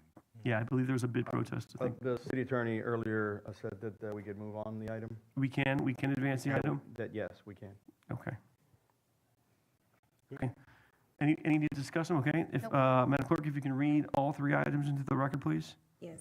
Item 2, a resolution of the Mayor City Commission of the City of South Bend, Florida, approving and accepting a matching state-funded grant agreement with the Florida Department of Transportation, FDOT, for the South Bend Culvert Replacement Project in amount of $900,000. Item 3, a resolution of the Mayor City Commission of the City of South Bend, Florida, approving the award and authorizing the city manager to execute a contract for construction with Ad Restoration and Waterproofing LLC for the South Bend Municipal Parking Garage Waterproofing and Repairs Project in amount of $468,210. Item 4, a resolution of the Mayor City Commission of the City of South Bend, Florida, selecting and awarding a construction contract to RG Underground Engineering, Inc. for the Southwest 59th Phase Drainage Improvements Project in the amount of $413,870.60, authorizing the city manager to execute a construction contract for the project. Thank you, Madam Clerk. Colleagues, take a motion to approve items 2, 3, and 4. I'll move the motion, Mayor. Second. We have a motion by Commissioner Kai and a second by Vice Mayor Corey. Madam Clerk, if you can call the roll, please. Yes, Commissioner Moniz? Yes. Commissioner Cayenne? Yes. Commissioner Rodriguez? Yes. Vice Mayor Corey? Yes. Mayor Fernandez? Yes. Item passes. Madam Clerk, you have to stop picking on Commissioner Moniz, please. Can you read Resolution 5, please? Item 5, a resolution of the Mayor City Commission of the City of South Bend, Florida, approving the proposal and 2-year coverage agreement with Public Risk Management of Florida for renewal of property and casualty and liability insurance services in the amount not to exceed $667,696 for the fiscal year 2025-2026, authorizing the city manager to negotiate and execute the agreement for services. Thank you, Mr. Manager. Any comments on this item? Other than we're saving money? Yes, we are. No, Mayor, unless there's any questions from the board. Commissioner Moniz, colleagues, anyone? No, Mayor, I'm good.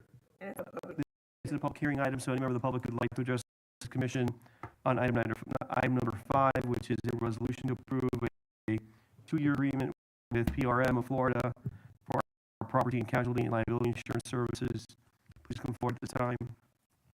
Seeing no one in the chamber and no one online. Online, please raise your virtual hand if you would like to speak. No one has raised a virtual hand online. We will close the public hearing. Madam Clerk, if you can call the roll, please. Give me a motion. I'm sorry. Is there a motion to adopt? I'll move it. Is there a second? Second. A motion by Commissioner Moniz and a second by Commissioner Rodriguez. Madam Clerk, you can now call the roll. Thank you. Yes, Commissioner Cayenne? Yes. Commissioner Rodriguez? Yes. Commissioner Moniz? Yes. Vice Mayor Corey? Yes. Mayor Fernandez? Yes. Item passes 5-0. By the way, Thank you. Thank you, Madam yes Clerk. first. Okay, if you can read item 10, please. Yes, item 10, ordinance of the Mayor and City Commission of the City of South Bend, Florida, amending section 15A-17 reserved of chapter 15A parking of the Code of Ordinances to provide procedures for requests for permanent removal of on-street parking. Thank you, Madam Clerk. Mr. City Attorney, do you want to give us a quick overview? Sure. This is to do with new development that modifies the right-of-way or needs to modify the right-of-way in order to accommodate their development. And when that happens, what happens to those spaces that the city has on the street get lost? So this is providing a process for that, a procedure for reviewing that, for the city manager to determine whether we want to approve that, and if we're going to approve that, what the compensation is to make up for the lost revenue and the loss of convenience. Thank you, colleagues. Any questions? Mayor? Yes, sir, you're recognized. There's no details in that, right? We haven't decided what that is. We're just putting the motion in place. Is that what it is? No, the item proposes I think it's a $40,000 per space fee. Yeah, which is the equivalent of the average. I will take. I don't know why we included the off-street parking garage in the calculus. The exhibit that I saw in the item, I didn't think it was, frankly, really relevant. But all that does is push up the number to $42,000 by my math. So the idea here is it's a $40,000 per space cost. And if you can clarify, is that per marked space? Because I know other ordinances have it on a per 20. It's a per marked space. It is per marked space. So if in fact there is an area that's not in inventory today, an applicant would not be charged for it. That is not parking. No, but they would still have to petition the city for modification of the right of way. Correct, but they would not be charged. Some jurisdictions will charge you. The way it is written, it is it's not marked. It will charge you per every 20 linear feet. That's correct. So I want to be clear. So we are following, I would say, the city of Miami model in terms of the period that we're multiplying the revenues against. That 10-year multiple previously in the state was a 5-year multiple. So that I'll just highlight that by way of a change that the city adopted probably maybe less than a decade ago, thereabouts. I will tell you that we have already, I think the manager informed me today that we already have one prospective project that has raised some concerns about this because of the incremental cost of their project. Via the math that was shared with me, that means that we're going to take about 25 spaces out of inventory.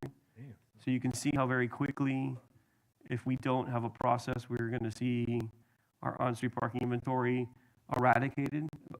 So this will certainly make people think much more deliberately about how they modify or fail to replace on-street parking as part of their streetscape enhancements in connection with the project. So I think it's going to have a very positive conversation with sponsors and certainly help us preserve the convenience of our on-street parking inventory. So I'd like to move the item on first reading. I don't know if you guys have anything that you observe that you'd like the city attorney to work on second reading. I'm sure we're going to hear from some stakeholders about their concerns related to the impact. So I'm sure more to come on second reading. Mayor? Yes, sir. You spoke briefly on the positive benefits and maybe what we can do with these funds. Did you speak of that a second ago? No, I think the we have a thought process what that would look like. So if we do have 25 spots and it generates a couple $1 million, well, I think this is money that we can certainly use to maintain our existing garage off street, right? For example, it's also money that we can, if it's coming out of the streets, it's part of our streetscape that's being removed. It can be used to improve portions of the street, our public right of way. Mr. City Attorney, I don't recall if we had an earmark specifically on what these dollars could be used for. It's really, remember, parking, how we've been using it, parking revenues are just go into our general fund. So I don't think that we had contemplated necessarily earmarking the revenues for any specific purpose, since the idea was to basically put a multiple on the recurring revenue so that we would capture some payback for that lost future revenue. Okay. So, okay. Yes, ma'am. Thank you for bringing this up. I think it's actually quite clever. If not, it's just going to keep disappearing. And not only do we lose revenue by not having the spot, it's like, yes, developer, take everything. Like, how is that a benefit to our residents? So it's very clever. Well, in some cases, we're going to get, an enhanced streetscape, but I think it's something we should, have the chance to at least negotiate. Yeah, Because right now we are unilaterally disarmed. And like, what is the trade-off? Correct. Yeah. That's great. Okay, I'd like to move the item. Is there a second? I'll second. Okay, motion by myself, a second by Commissioner Kaye. Madam Clerk, if you can call the roll, please. Yes, Commissioner Kaye.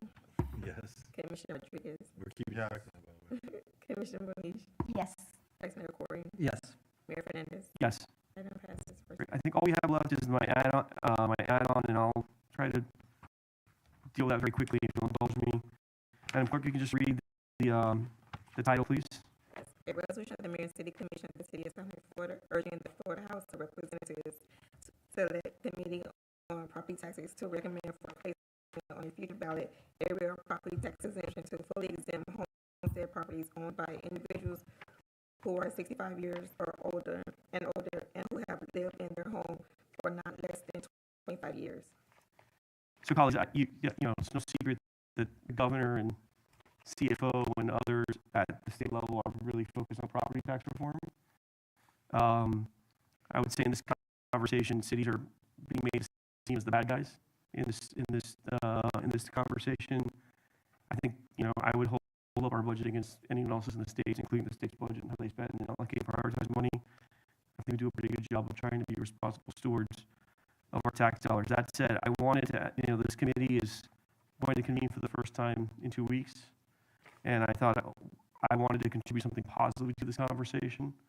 By way of an idea, I talked to Mr. Riverall about what kinds of things, as we think about the future of real property taxes in Florida, what kind of changes are changes that would make sense from a policy perspective, and are changes that we could absorb from a cost perspective. The first thing I thought of is, you know, hearing what the government has been saying beyond the rhetoric is the concept of, you know, once you pay off your home, you should be able to own it kind of rent-free, not paying rent to the government. We do have a senior property tax exemption today that exists in the statute. It's means tested, meaning that it's, if you earn, you know, more than $20,000, you're not eligible to claim it. So relatively few people, I think, claim it. Your home has to be worth at least $250,000. You have to be 65 years and older. What I wanted to do is, at least if they're going to consider something, I thought a responsible thing that we can consider so it does not adversely impact what I think are essential services and the funding of essential services like police was to consider a targeted benefit to seniors that have owned their homestead for 25 years, which is exactly what this exemption today requires. That exemption is limited to $50,000. I think, you know, again, just to send a suggestion up to Tallahassee, it would be, if you're going to exempt anyone, exempt seniors that have been homesteaded for 25 plus or more years, do it the full amount of the homestead exemption. I think from an operational perspective, we could all manage that within our budget. And I think it's a positive policy recommendation that we as a small city can put forward for their deliberation and consideration. And that's the entire idea behind this. Again, I wanted to try to contribute something positive, not just be, you know, cast as a city that's trying to be a naysayer. In these conversations, you're hearing a lot of municipal governments say, we're really concerned about this, but put something kind of forward that's targeted and I think at least meaningful to those that's up to the residents. That was my thought I wanted to share with all of you, and if you agree, I thought we could send an urging by way of a resolution up to the committee for their consideration. Madam Commissioner. I know that the governor gave a speech about this, and I thought I had, you know, screenshotted something, but I didn't. He had said, and you probably know more about it than me because I'm going to butcher it right now. He had said something like, oh, this is going to come down to your municipalities. In his speech, it didn't seem that it was going to be a state mandated item. So when you're saying this, are you responding to that speech that he gave, or just a blanket as a whole, the conversation that's been being had? I think it's a blanket as a whole. I mean, there's a lot of different conversations happening. I had a chance to travel with the chair of the committee recently for a week, and we spent a lot of time talking about what their work was going to look like in the fall. They have, you know, members of the House in particular have concerns about the feasibility of eliminating property taxes, which has kind of been the catch-all mantra for the governor. Again, we can all say that's a silly, ridiculous, not feasible idea. I don't want to engage in that kind of negative conversation. I thought, hey, let's offer something from the perspective of a local government. What could we afford, right, without imperiling services? I think some of this is narrow. It's tailored and it rewards people, long-standing stakeholders, with a benefit consistent with what the governor, I think, is trying to make happen. So I figured we'll put it out there. We're seeing around the record as being supportive of some level of property tax reform that gives, you know, long-term stakeholders some relief, and, you know, they can do with it what they want. That was my thinking. We would vote to send that up. Yeah, basically the idea would be to pass a resolution urging them to consider this proposal for placement on the ballot in 2026. And, Yes, sir.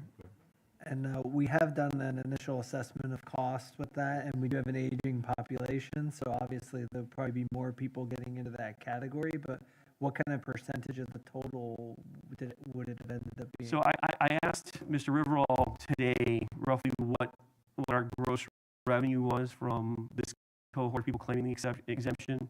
We just took them off its actuals. Again, it's an error pool. It's means tested. So it's I think it was roughly $40,000+ Alfredo. So it's a pretty modest number. Yeah. So I think certainly we could absorb that. This will expand the pool because it will no longer be means tested. But again, you have to live in your home for 25 years, which I don't know how many people live in their home for that period of time. I know it's going to certainly give me an incentive to stay in my home and modernize it, right? So I can kind of get to that point in 15 years, which is closer than I care to think. But that was my thinking. It's probably not something that is going to be so burdensome that we couldn't Right. absorb it. And the two things I really like about it, real quick, one is it allows these people to stay in their homes longer, potentially not have to go into any kind of assisted living or with their family members. They probably would rather live by themselves. And the other is, as a policy, it'll be good because even 20 years from now, those people will have that homesteaded, lower taxable value. So it's still not going to impact the city 20 years from now, somebody doing that. That's correct. So I think, there's kind of already an embedded, guardrail in terms of its fiscal impact to us. Yeah. So. I'd like to know. Okay. Yeah. Mr. Kai, you have some thoughts? Yeah, I think the only question I have, so the method of delivery is, it goes up to Tallahassee? Yeah, so I think what we're doing is passing an urging, and it would be sent to the select committee, the governor. I think you mentioned a few parties, Mr. City Attorney, if you can read that in the record. Sure, it's transmitted to the select committee, the Governor Ron DeSantis, the Miami-Dade County State Legislative Delegation, and the Miami-Dade County League of Cities. So that would get the proposal for discussion. And are you looking for other municipalities, league of cities, all to follow up and kind of get together on this? Look, my thought was it's being talked about. I want to be on the record as being constructive in the conversation, right? And I thought let's get something on record. I think it makes sense. I have been concerned about our budget.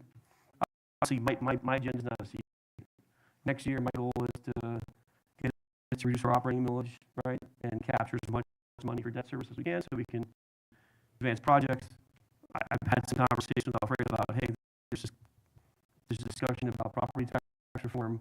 This is kind of the first thing I thought of. What can we focus on that's constructive, that gives people a win on the issue, I think is feasible, doable, gives a real benefit, but doesn't necessarily, wreck the system, for lack of a more delicate way of saying it.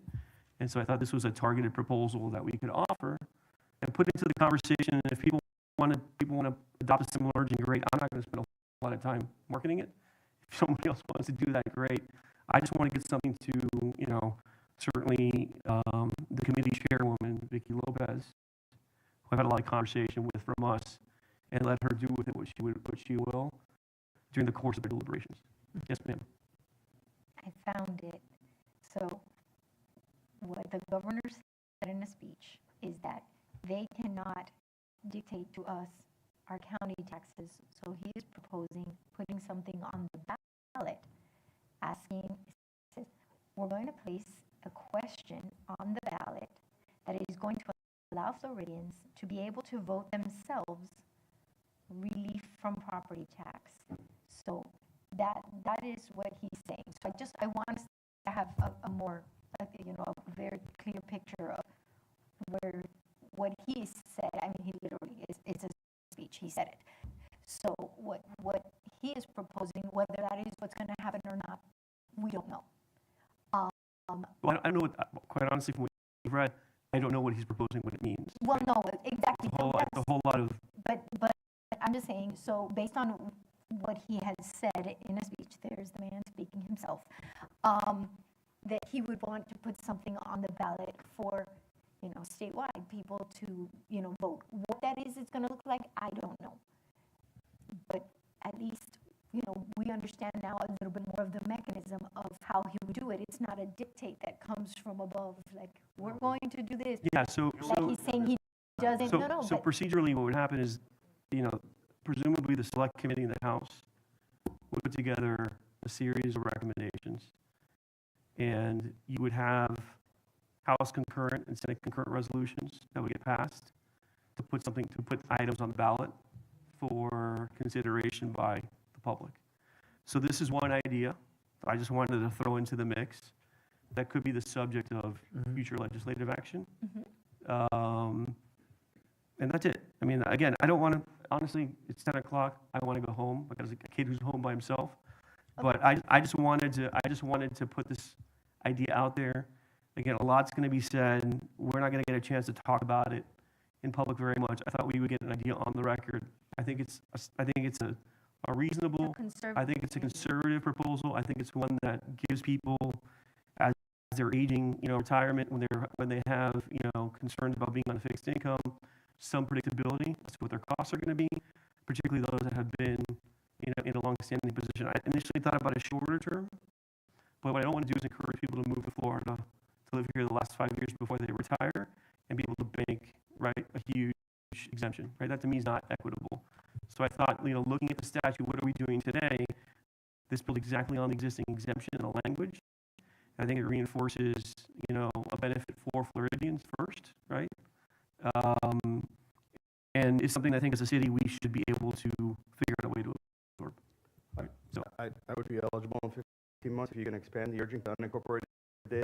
I'll go to your house. I would be indebted. So, in any event, I'd like to move the item unless you want to table it for further conversation. I'll second it. Okay, so I'll move the item. Seconded by Commissioner Rodriguez. Madam Clerk, if you can call the roll, please. Yes, Commissioner Rodriguez? Yes. Commissioner Kaye? Yes. Commissioner Bonich? Yes. Vice Mayor Corey? Yes. Mayor Fernandez? Yes. Item passes. Okay. Colleagues, thank you. Any commissioner remarks for the record to close? I do, real quick. Yes, sir, you're recognized. I had the first ever Unique Abilities Board this past week. Congratulations. It was an awesome success. I had a lot of good turnout. Coincided with the proclamation today as well. So there's a lot of cool things moving forward. The grant that the Maria had got. By the way, who's the chairman of the board? It's not my wife. That's not. She's the vice chair. She's the vice chair. Gosh, got confused. It's Maria. But no, it was really gratifying. And there's a lot of really good things coming to your attention coming soon. So stay tuned. Sir, you're recognized. Sarkis, Commissioner.